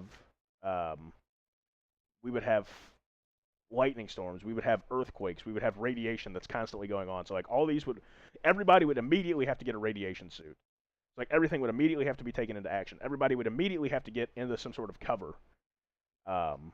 Obviously, we have a much bigger housing grid. We think there are much more people on the planet than there were however many years ago. I think it's way higher than 50% of America can't start a fire. Okay, that's fine. But that's another point. It's still, what, even if you have 50 million people, that's still a good amount of people that know how to start a fire. Here's the thing, we're talking about civilization surviving, right? I think we would definitely survive, but I'm not making the case that we would be put back further. I'm making the case that the fall would be greater than it was for them. See what I'm saying? Yeah, I guess. We are at a point of such high civilization, of such high technology, going down that far would be a much greater fall than whatever the civilization of 10,000 years ago felt at the end of the Ice Age. I'm not saying that we're going to be to the point of only 5,000 people existing. I'm saying it's going to be a much more drastic fall. Yeah. No, I think you're still having millions, if not even billions, survive. Probably millions surviving. Maybe this ties in with the Georgia Guidestones. Maybe the New World Order's plan is to have a solar flare take out the electrical grid. And then we all end up in the Denver airport. There you go. Look at that. Tying all of them together right like that. Mm-hmm. Um, but in all seriousness, I think we would definitely still survive. Obviously, people would die, but I think the fall would be greater than it was for that civilization, unless, which you kind of said you believe that they were at the equivalent of us technologically. So, okay, let me ask you this: do you think they had electricity? 12,000 BC, with this golden age, you think they had electricity? Yeah. You think they had electrical grid? You think they had electricity like us? Or do you think Maybe it was that's what something the pyramids different? were. Okay, I mean, that's what some people think the pyramids were. I know. We talked about that a little bit with what Ancient Aliens thinks the pyramids were. I mean, if you got like, as far as not finding any tools, maybe Atlantis was the core of it. I don't know. Wait, what'd you say? So maybe Atlantis was the, I don't know how to say it. Like the technological center? Is that what you're saying? Yeah, kind of like that. Or are you And then you saying have, that the pyramids produced electricity for Atlantis? Is that what you're trying to get at? could be, yeah. I don't think. I mean, either or. Man, I don't know. But that's I just don't. literally believing in Atlantis and Well, all that. So yeah, I know. And no, and if they were advanced, why not warn us of the potential to kill the planet? Because maybe they weren't. Maybe they weren't. See, like, we're finding fossil fuels, so maybe they weren't using fossil fuels. Maybe they weren't doing this. Maybe they weren't doing that. Maybe they weren't chopping down trees. Maybe they weren't doing this the same way we're doing it. So maybe they weren't. maybe they're using solar energy, and then that's what caused the solar flare. I don't know how that works. I'm trolling. They were shooting a mirror at the sun, and that caused it to Yeah. get mad and shoot back fire. I was just trolling. But I don't know. I don't know what the answer to that is. Like I said, I think you kind of have to think that they came up a different way technologically. What that means, I don't know. Because they didn't have the tech to reach the fuels, or maybe, like I said, they were doing the pyramids. We're just going to watch this video right now. This, fair warning, is the video from Ancient Aliens, so take that with a grain of salt. But it's an interesting concept as to how the pyramids, they believe, were some sort of power plant, essentially. Let me find this YouTube video. Here we go. Open. This is it. Perfect. Like I said, Ancient Aliens video, but it's still pretty interesting. I don't know exactly. I've got an ad. Exactly how accurate all this is, but it's on the History Channel and they can't lie on TV, right? So it's got to be 100% accurate. in other words, aliens are everything. Here we go.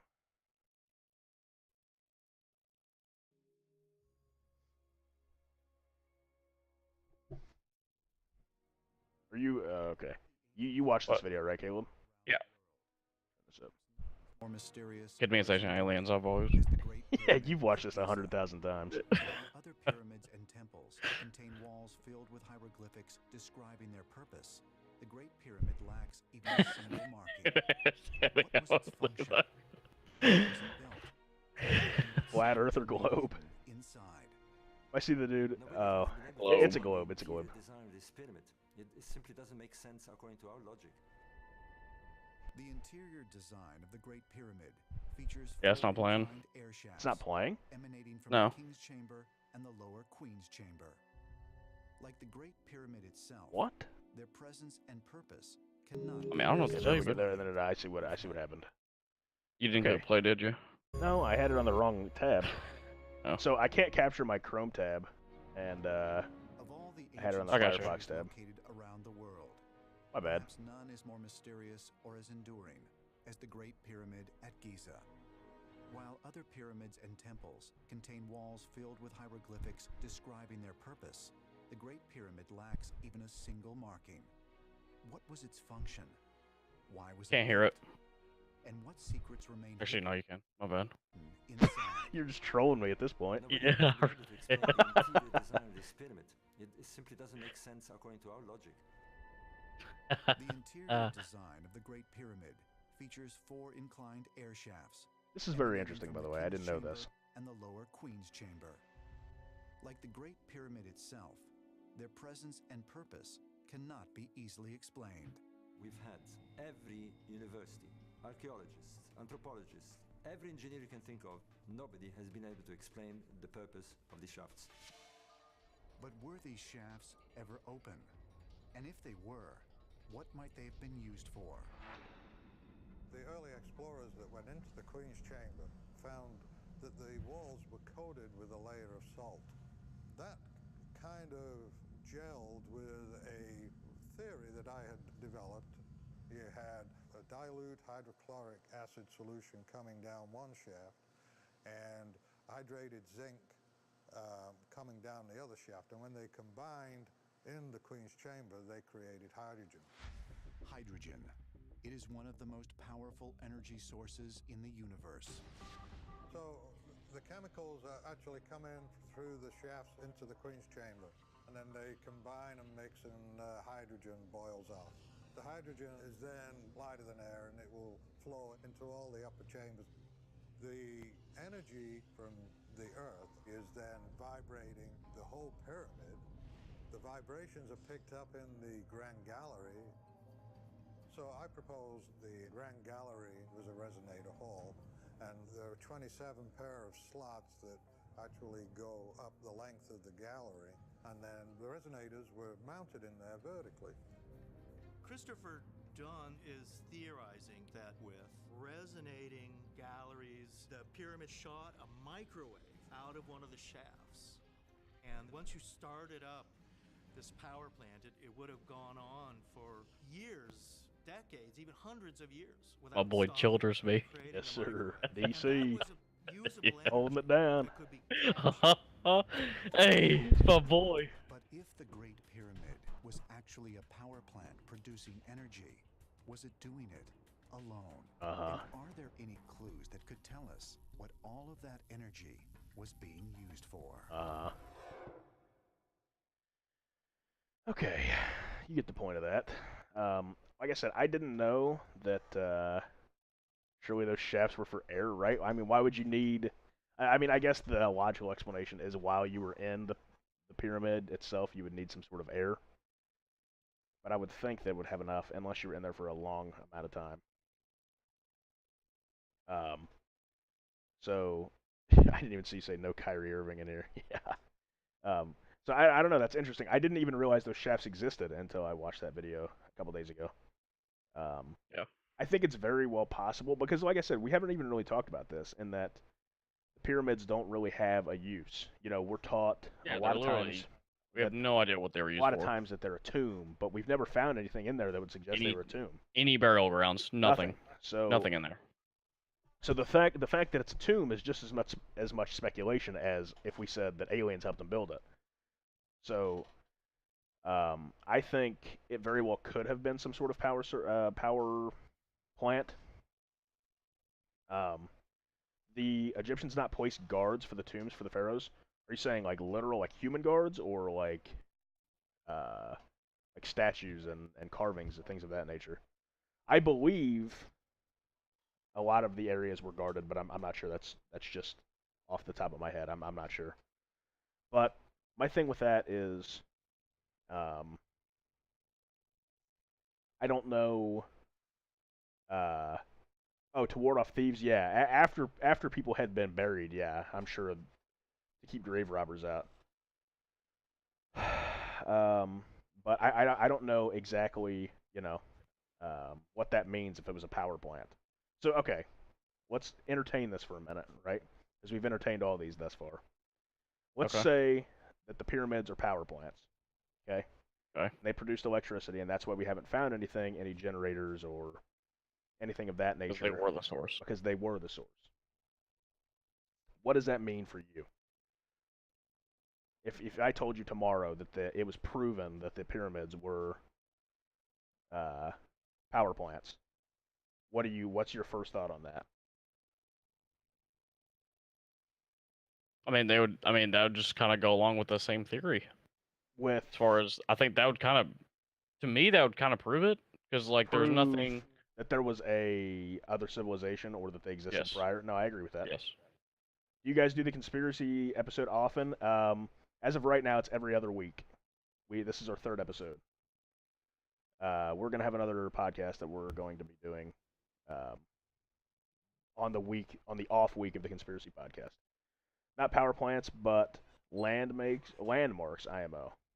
That is, I mean, they do line up. We haven't talked about that either. There's so many facets with this. Like I said, this is more of a mystery, not a conspiracy. You know, where it's like 9/11 when we talked about last week, where it's like, you know, you got a plane, you got the planes that didn't hit, you've got controlled explosion. But it's like, wow, I just found my new favorite stream. Hey, I like that. But with this, there's so many different facets, like we've talked about, like, what were the pyramids? What's the Sphinx? Why do we find these drill marks? Why is this pottery so good? Why are the pyramids lined up with the Orion constellation? Why are the coordinates on par with the speed of light? Like, there's so many different things that, you know, that you could talk about forever, and it's more of a mystery rather than a conspiracy. Thermite, that's all I'm saying. Hey, the 9/11 episode's on YouTube now. We did that last week. We talked about the whole thermite thing. Yeah. Nanothermite. But what I'm saying with this is, with it being non-negative, right? This is kind of why it's one of my favorites.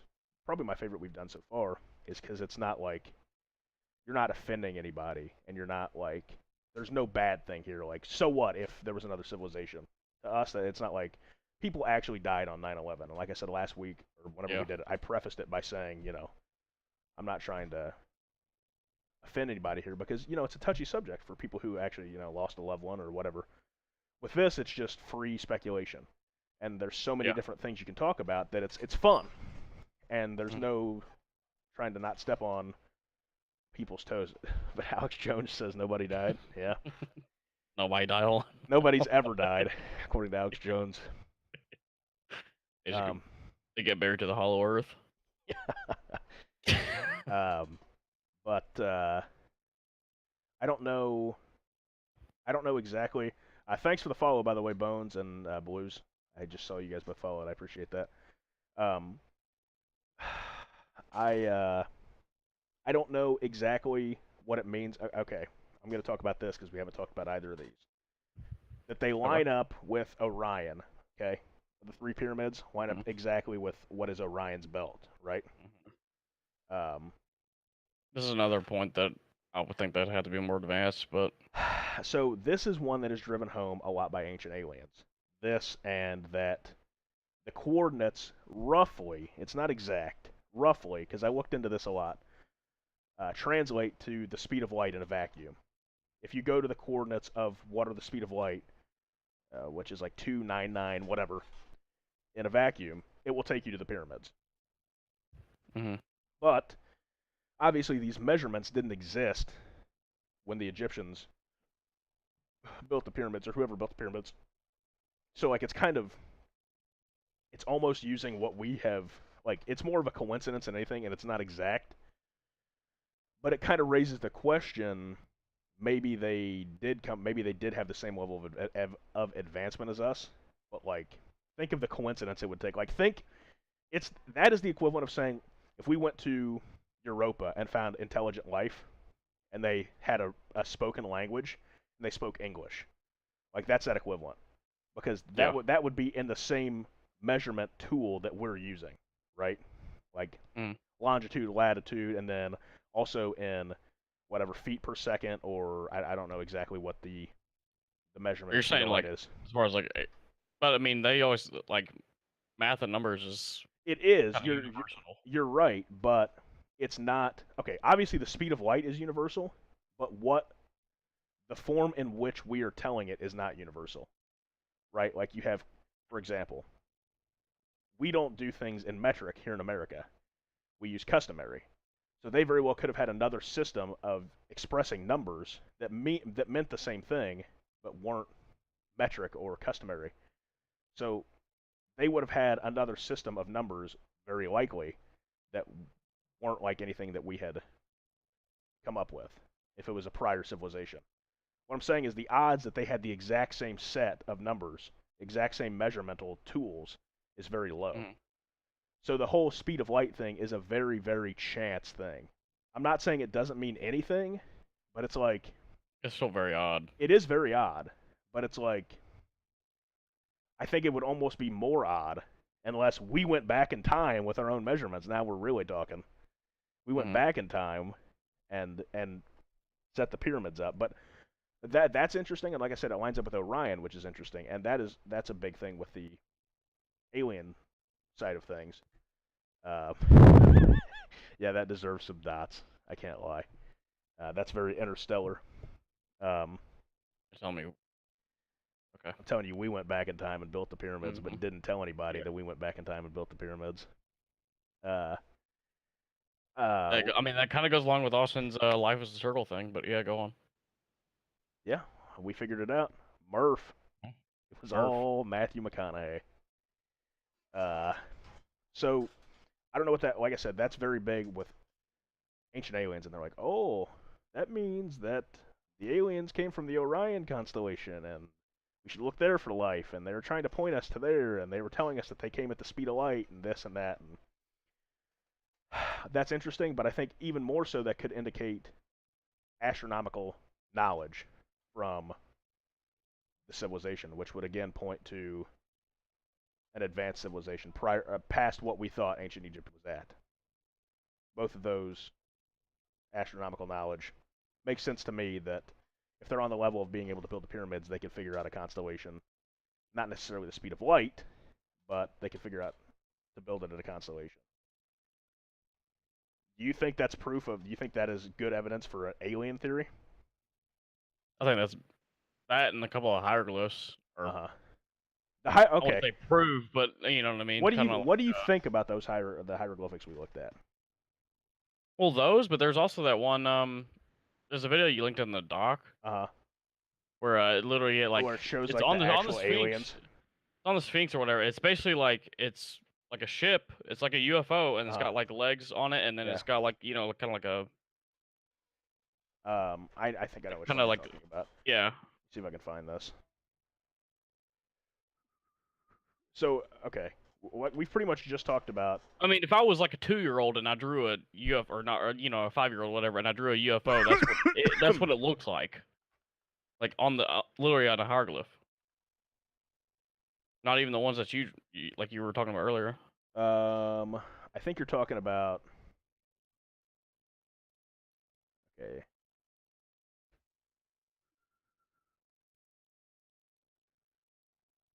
Are you talking about? Let me pull this one up. This one right here. You got to add the red circle, but it shows like what they think is an alien with. This Nope, that's not even the one I'm talking about. You're talking about this one? Because I don't think this one's real. No, that's not even what I'm talking about. This one? Oh, maybe this one? No, I'm not even talking about that one, but that's. I mean, that can't be real, right? You're talking about. I think you're talking about this one. There's no way this is real. It's a Pinterest ad. I've never seen that one. There's no way that's real. If that's real, we got a closed case here, boys. All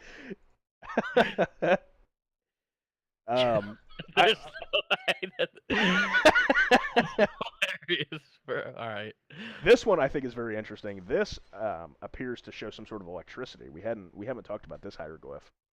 Like I said, there's so many things to talk about that you can talk about this all day. But it appears you've got some sort of, I don't know, some people I think have theorized that this could be a telescope or maybe even a generator that is attached via wire to some sort of power capturing device over here, and that this is proof that they could have had electricity. I think this is actually, I looked at this site. This is like, we looked at this for the Denver airport, or no, this was for 9/11 with the people who missed the flight. You remember this? With the list? Yeah. But they talked about, it depicts people holding what seems to be an electrical lamp or a light bulb.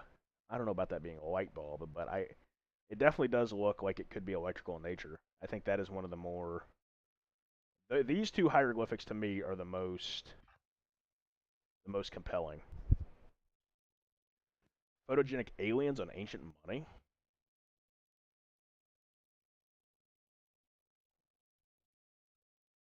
I've never seen this.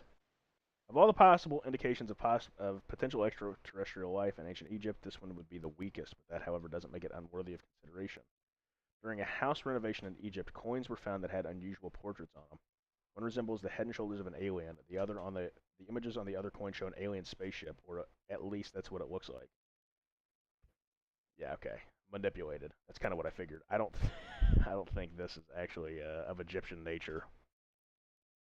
So, yeah. See, this is we wanted to talk about. I wanted to talk about this a little bit. That coin is weird. Yeah, I don't think that's real. I think that was definitely fixed. Line up perfectly matched with the stars in Orion's belt. Even the pyramid sizes are related to the brightness of the stars. I didn't know that.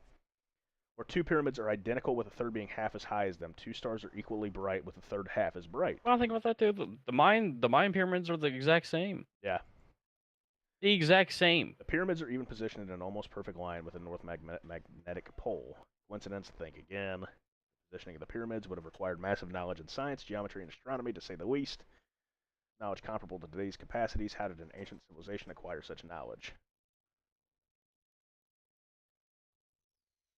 Let me see what if I looked at this hieroglyphs on spaceships. Oh, they're combining it with the actual with Roswell and things of that nature. Oh, where's that at? They're talking about this right here. That's live photograph.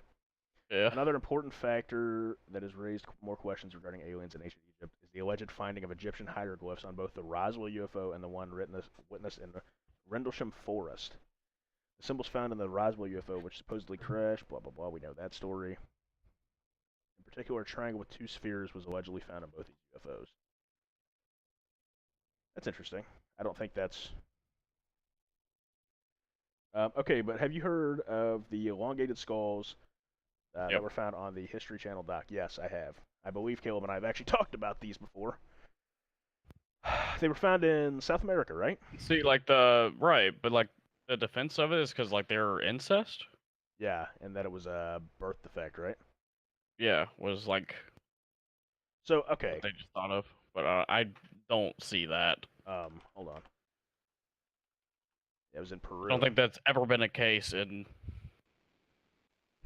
Fact check. Incest. And being from Arkansas, I've seen my fair share of it. Don't want to call myself an expert on the subject, but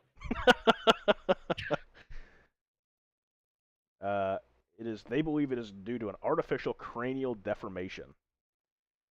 This has been practiced in a number of cultures from a wide variety of geographies going back millennia. Basically saying they either did it intentionally or it was a birth defect. It's interesting. Okay, but even what Austin brings up, like Mayan head shaping was a thing. Yeah. I don't even know how that is a thing, but regardless, why would you know what I'm saying? Like, why are those two cultures connected? Okay. When they're literally an ocean apart. You see what I'm saying? Like, that's the biggest mystery. Okay, so that's kind of why I wanted to talk about this, because I think that one, like I said, was in Peru. I think you're almost making the case for aliens here, but I don't think you think it's aliens, because these. I think they're connected. I just think they're connected in some way. Either they were. You could very well point it out, but like.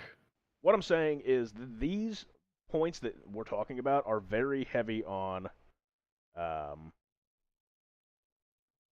alien side of things. Like, these are things that Ancient Aliens goes on and on about. Like, why are these cultures connected? Why do we have pyramids in both areas? Why do we have skull shaping in both areas? Why are things so connected? And are you saying you think it's aliens, or do you think it was an advanced civilization that connected them? I know you kind of touched on, you think that Atlantis could have been the central point. Either or. I think you could just go with either. I also think, to be honest, that's just part of the unknown, the part of the mystery of it. Because there's no. Well, that's why I'm asking you on if you had which one sounds more logical to you. That there was more logical would be that they would be more advanced. So basically, they're connected. Because there's even proof of Egyptians, right, in North America. like some Egyptian Okay. boats, I think, and In like, I know remember that's, this, bro. It was like off the Colorado those River. kinda- You remember that? We watched Yeah. that video there where they found like, oh man, that's gonna be really.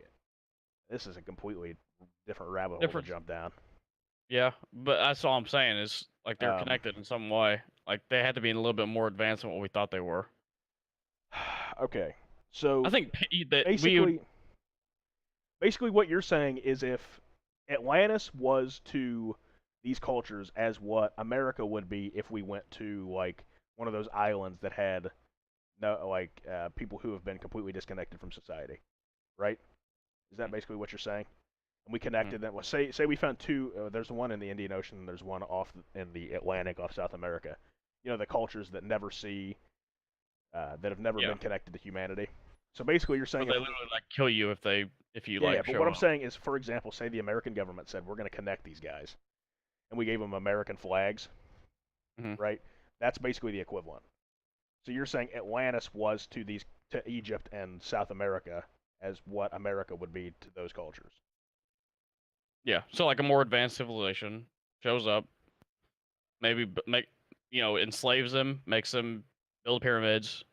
For that what connects reason? them for the energy. If you want to. Okay, so you think the ones in South America are also some sort of electrical source?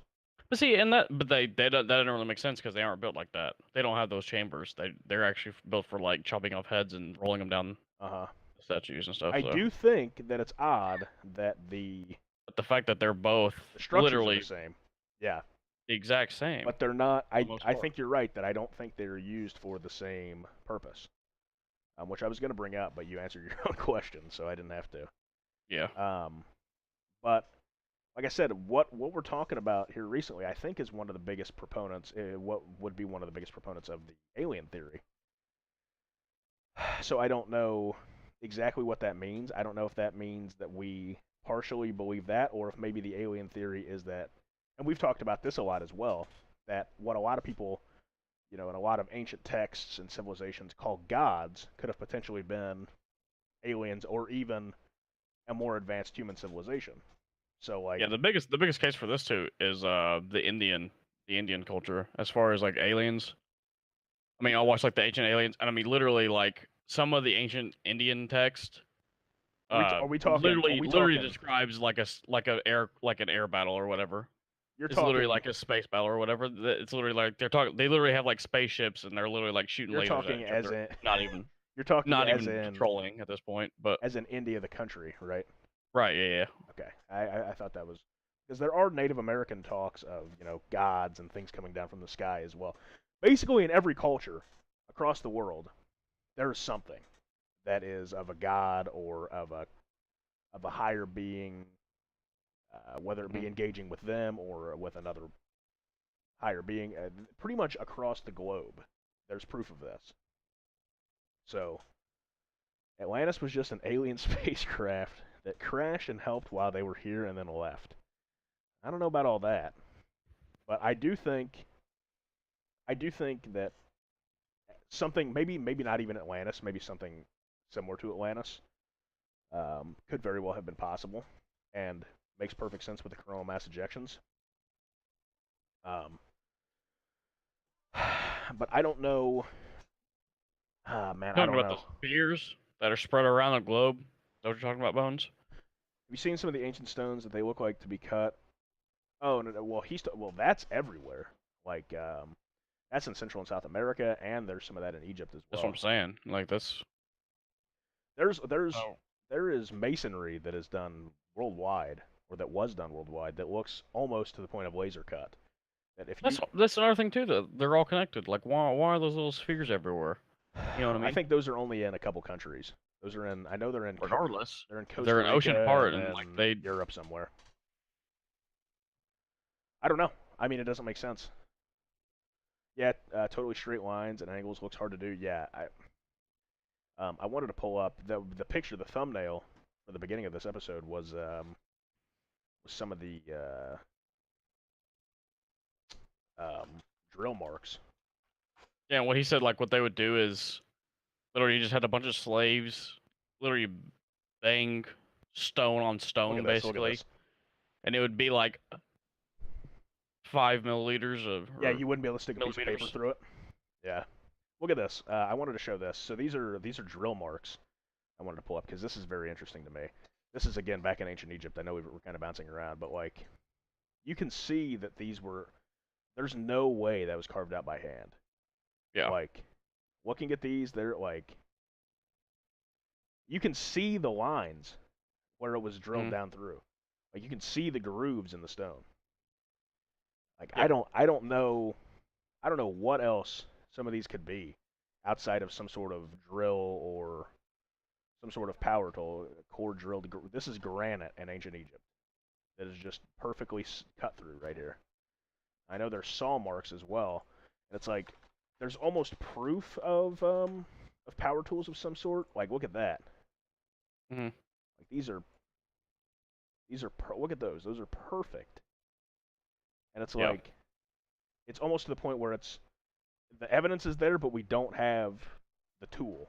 So I don't know if that means, like I suggested earlier, that they had it and we haven't found it, or they haven't had it and a civilization brought it and did it for them or showed them how to do it.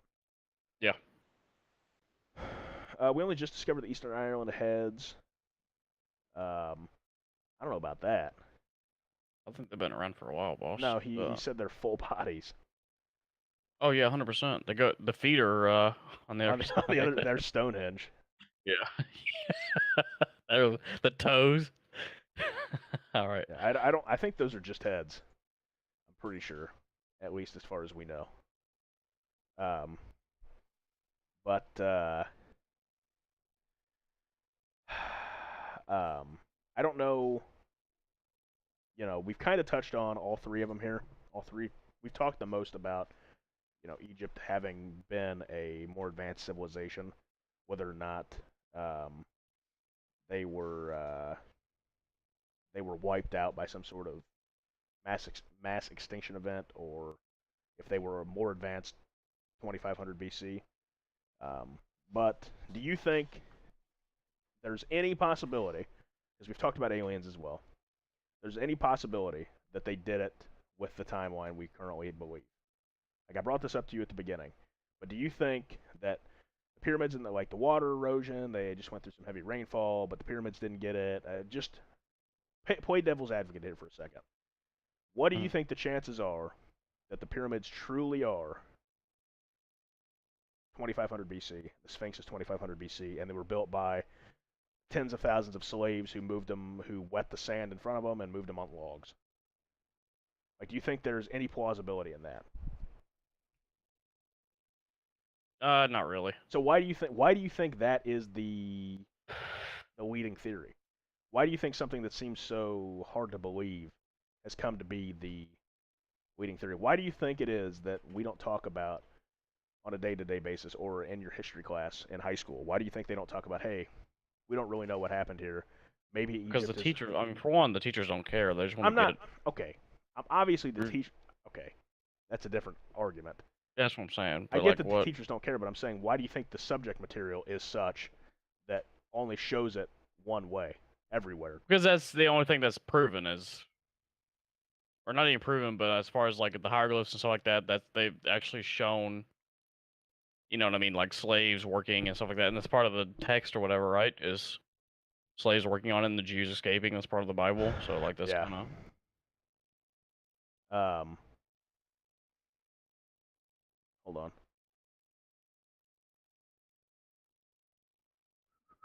What was I gonna say? So you think that's just the easiest explanation, the most concrete? Right. That's just like the only thing they can really say. Like, okay, well, these things actually happened. Hey guys, what you talking about? We are talking about ancient Egypt right now, my friend. We are talking about the actual age of ancient Egypt, who built the pyramids, you know, what the pyramids were used for, anything regarding ancient Egypt we're talking about right now, my friend. Do you like the show called Ancient Aliens? Hey, we've referenced it. It brings up some interesting points. Obviously, there are a lot of ancient aliens that are very far-fetched and very exaggerated. Look no further Bigfoot. That's exactly what I was going to say. Look no further than the one where they claim Bigfoot's an interdimensional being. But they bring up some interesting points. Like I said, I had no idea that those air vents, those air shafts, actually existed in the pyramids, because they do. Until I watched that video from Ancient Aliens.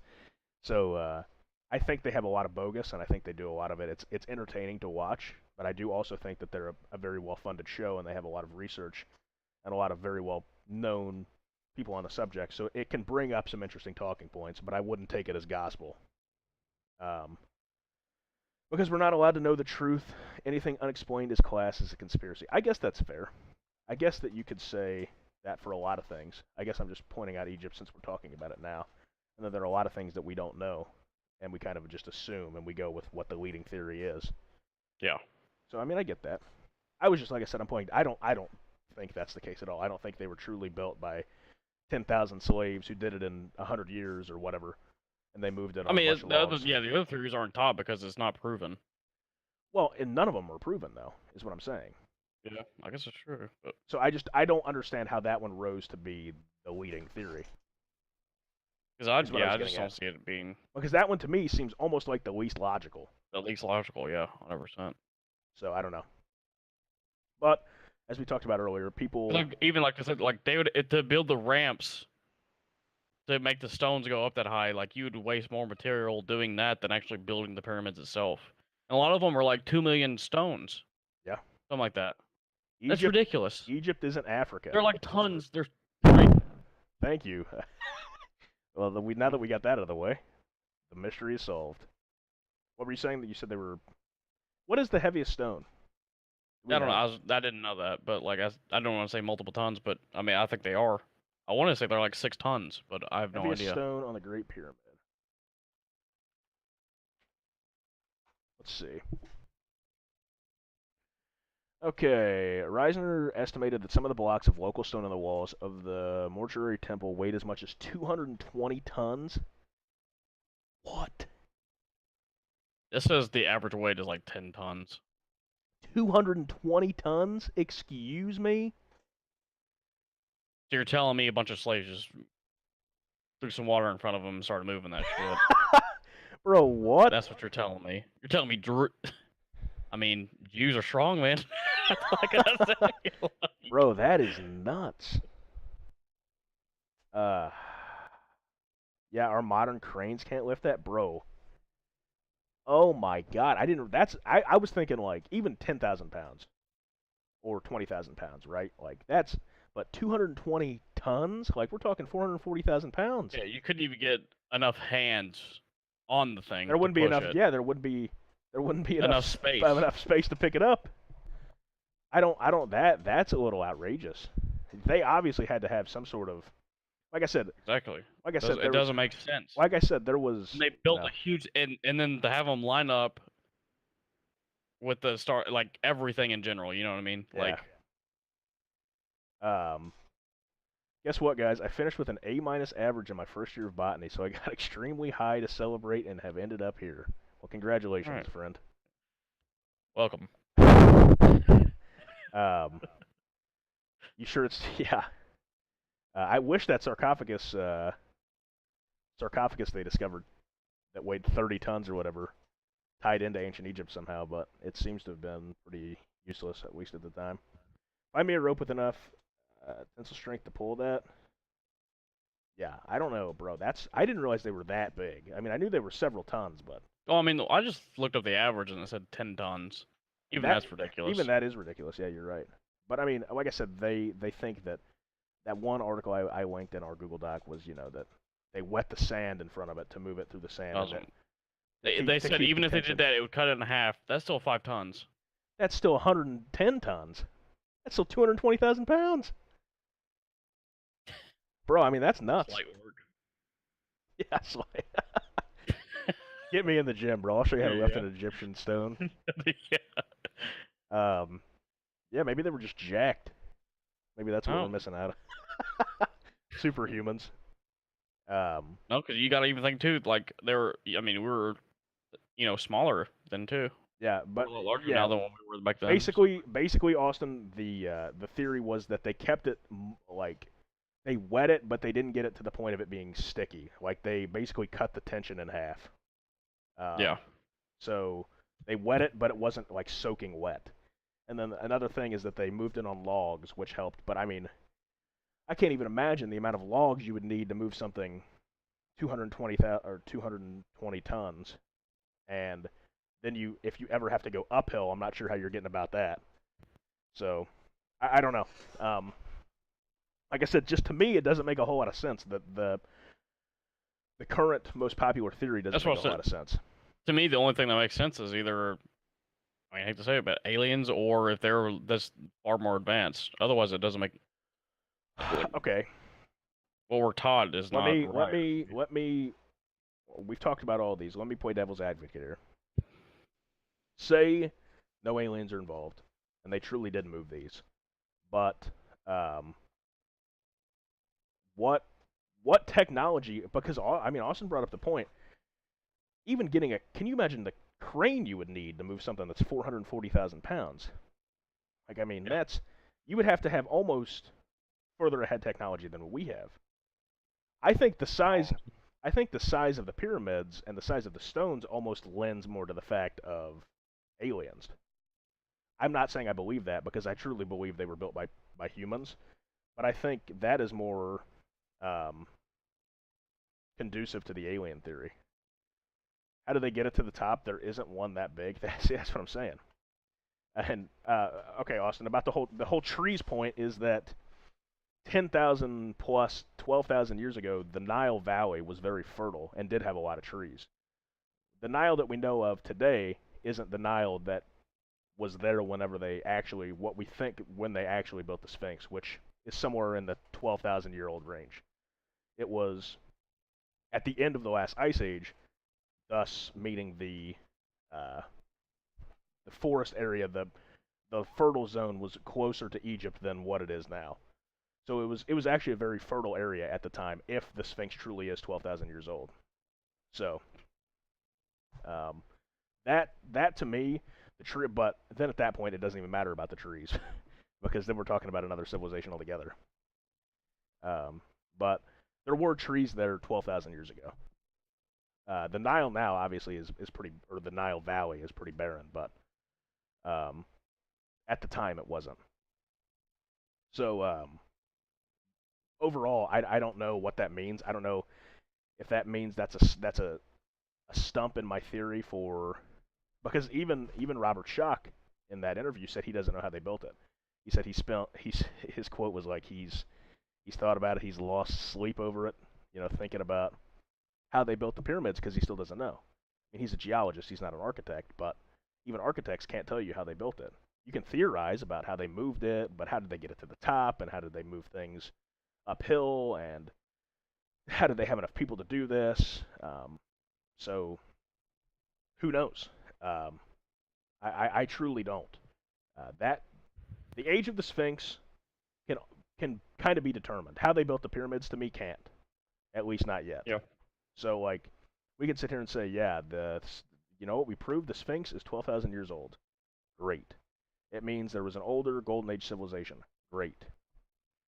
How they built the pyramids is they had to have almost been they had to have been at an equivalent level of technology as us, or someone, a different culture of equal technology. Because I don't even think we could do that. I think if we really needed to, we could do it.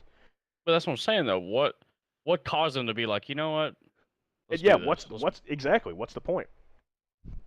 Let's kill 1,000 Jews to build these pyramids. And I think, a lot of people cite different pharaohs as saying it was a monument to them or potentially a tomb, but there's like 120 of them total, right? Pyramids. What?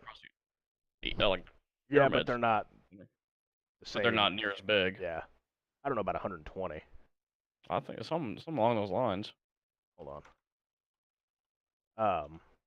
But to me, it seems like there are 80 in Egypt. Okay.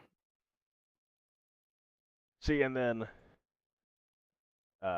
even if you just search it, ancientegypt.com, and Robert Schoch is very hypocritical, or is not very hypocritical, is very critical, of what are called Egyptologists, because he says they are more, he says you find a lot of, this is paraphrasing from the Joe Rogan interview, that they are a lot of art history majors, not science majors, that go into Egyptology. So they don't use a lot of Oh, but actual Austin, coins. there was like 2 million stones in those pyramids. Okay. So how much each So each even stone weigh? Like 10 million they're more pounds than or a 10 they're more 10,000 than a pounds. million-pound pyramids. Yeah. Those are some So heavy even if you just search how many pyramids are there in Egypt, here's the first thing that comes up. There are about 80 pyramids known today from ancient Egypt. The three largest and best preserved are those of these were built at Giza at the beginning of the Old Kingdom. The most well-known of these pyramids was built for the pharaoh Khufu. It is also known as the Great Pyramid. So this is from ancientegypt.com. The Egyptologists claim that the Great Pyramid. Yes, Graham Hancock is great. I watched the one with Graham Hancock as well, the Joe Rogan interview with Graham Hancock. He might have been on there multiple times, but I watched one of them on my trip to Texas, or listened to one of them, I should say. But even the Egyptologists still will say that they were built for the pharaoh Khufu, and I can't remember the other pharaoh's name. And it seems to me almost outrageous that we believe that these gigantic structures that we would really have to try to do to build today were just built on a whim for a pharaoh that existed 5,000 years ago. Like, to me, there had to have been. They probably wouldn't have finished it within his lifetime. No, I think it took somewhere in the. They believe it took somewhere in the realm of a couple hundred years. There's no chance they built it in his lifetime. But Cleopatra was a not wrong about that. I don't know what exactly that means. I don't know if that means that there was another civilization that used them to build the pyramids for their own good, as we talked about with potentially Atlantis or another ruling civilization, or if that means aliens. So, to me, the pyramids are the biggest mystery, or the most unexplainable one. I was big on the Sphinx because I think that helps prove that there was a golden age prior to what we know as dynastic Egypt. But even though like that's one like what isn't that like one guy's opinion? What the As far as Sphinx? the Sphinx being that much older than It's a few geologists are on board. It's mainly Robert Schoch. He's the big one on it, but it was John Anthony West was the one who kind of popularized the idea. And then he went over there and looked at it and was like, yes. "Oh yeah, that's a whole lot older." He's the one who popularized the idea. Then he hired, or I don't know, I would assume he paid them, had him come over, look at the structures in Egypt, and he said, yeah, that's a lot older. And then he, as a geologist, embraced ancient Egypt as a culture and as his work, and has since been doing work on figuring out exactly how old Egypt structures are and why we have this area of darkness and this and that. So yeah, he's not the first, but he's kind of the leading one now, as John Anthony West has passed away. But John Anthony West was I believe, the first modern one at least, to popularize the idea. But you're right, it's definitely in the minority.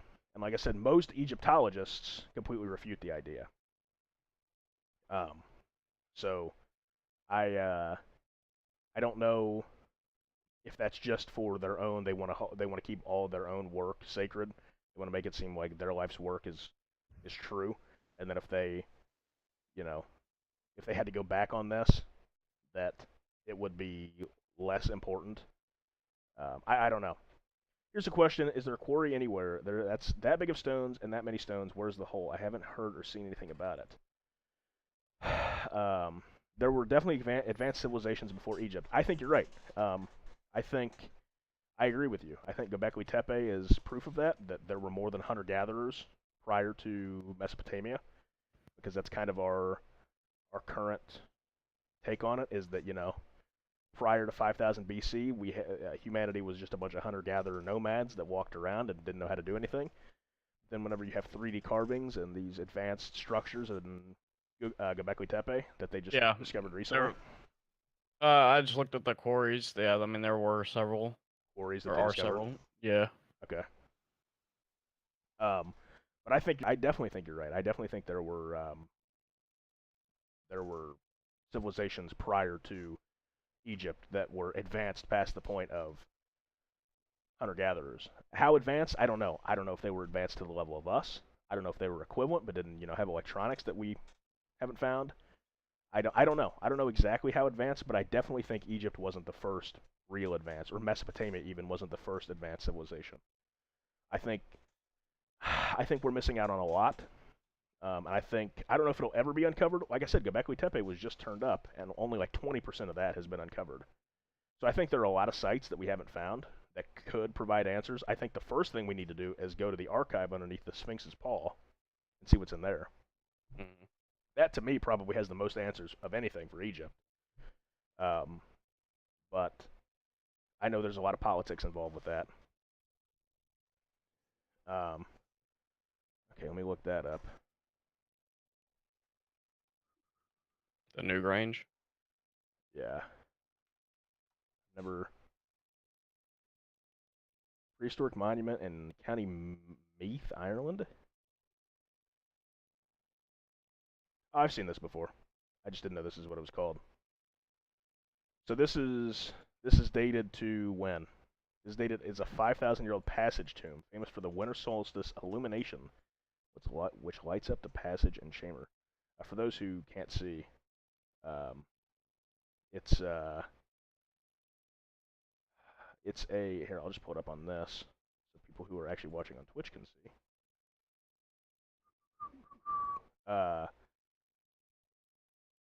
New Grange is a 5,200-year-old passage tomb located in the Boyne Valley in Ireland's ancient east. Built by Stone Age farmers. The mound is 85, okay, 93. Let's see.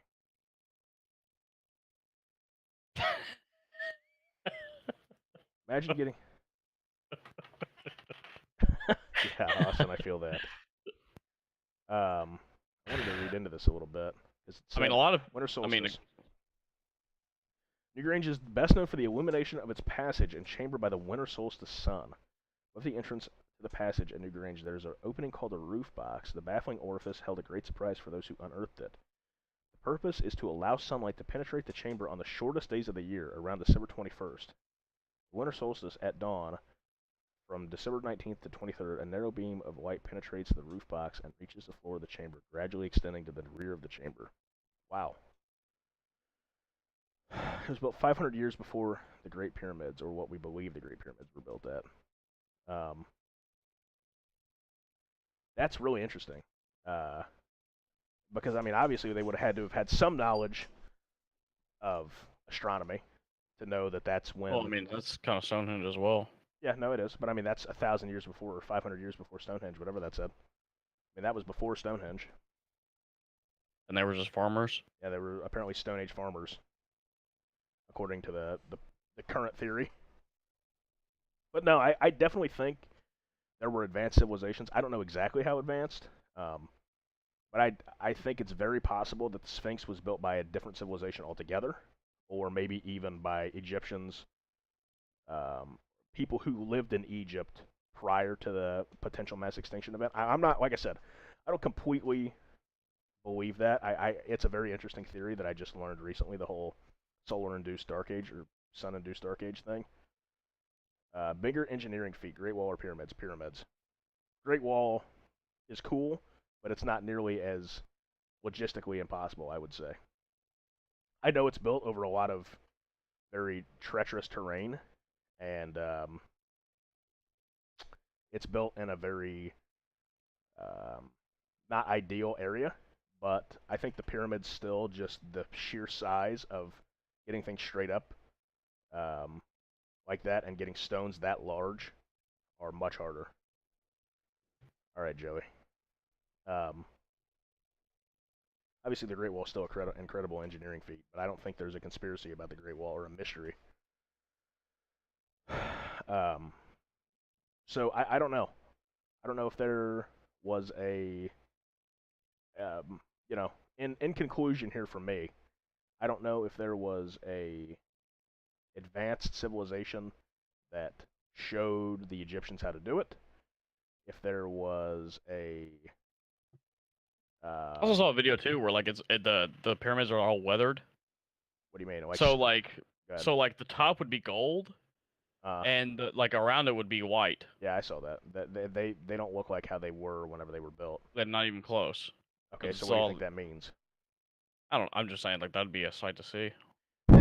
Yeah, I mean it would be. But I think for me, it's one of a couple things. I don't think I completely disagree with the fact that our current stand on the ancient Egyptians is wrong. I think they either had an advanced technology or it was built by it's built by a prior civilization, or even potentially aliens. I don't think that was the case, but I'm throwing it in there just because it's interesting. Yeah. But I am going to, we rate this on a 1 to 10. At least we have the first 2 weeks. This is a little different because it's a mystery.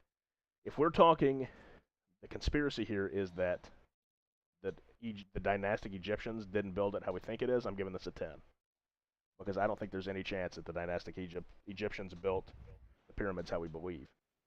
100%. So you're giving it a 10 as well? Yeah. Now, each one, I'm saying that there was a solar-induced dark age or whatever. There was a golden point of civilization and then a fall.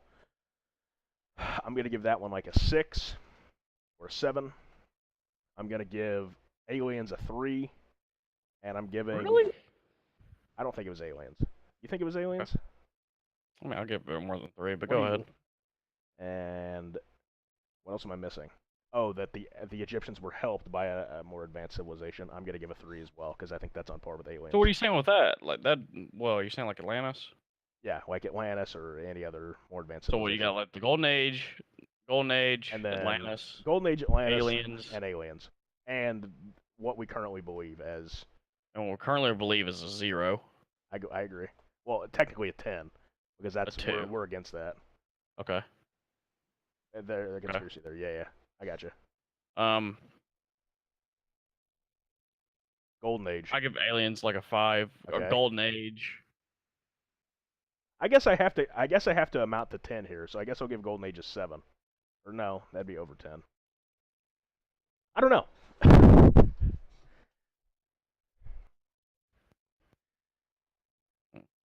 You stumped? Yeah, I would have to give Golden Age like a 7. I think I'm gonna give it a 7 as well. I think that is, like I said, I didn't even know this was a theory. Like I said, I'm not even completely sold on the solar-induced dark age thing. Not falling for that one either, Jex. That's the second one today that people have tried to get us with, and we're all out of Ligma. But I think the Golden Age one, to me, especially with the Age of the Sphinx, is the most likely, and the other ones are a lot less likely. Yeah, basically. So, you have any other point you want to make? No. I think we pretty much covered. Gold and this was white. That's all I got. I think we covered most everything. Obviously, there's a lot of small things that we didn't get to, and basically, I mean, the main point is I definitely don't think what we were taught taught in schools. Yeah, what we're taught at all. I think this is the first one that, if you consider it a conspiracy, I'm 100% on. I 100% agree on. But it's more of a mystery to me. I think more people view it as a mystery. But I think that's going to do it for us. Thanks, everybody, for stopping by. Yep. We will be back next week with a different podcast. But in a week after that, we'll be back with the Conspiracy Podcast. And I'm going to go ahead and put my my Twitter in here if you want to follow that, because I'll be tweeting out the poll for next episode if you guys want to vote on that. Thanks, everybody, for stopping by. I'll put his Twitter in here as well to follow him. Make sure to follow the channel if you guys enjoyed. And thanks, everybody, for stopping by.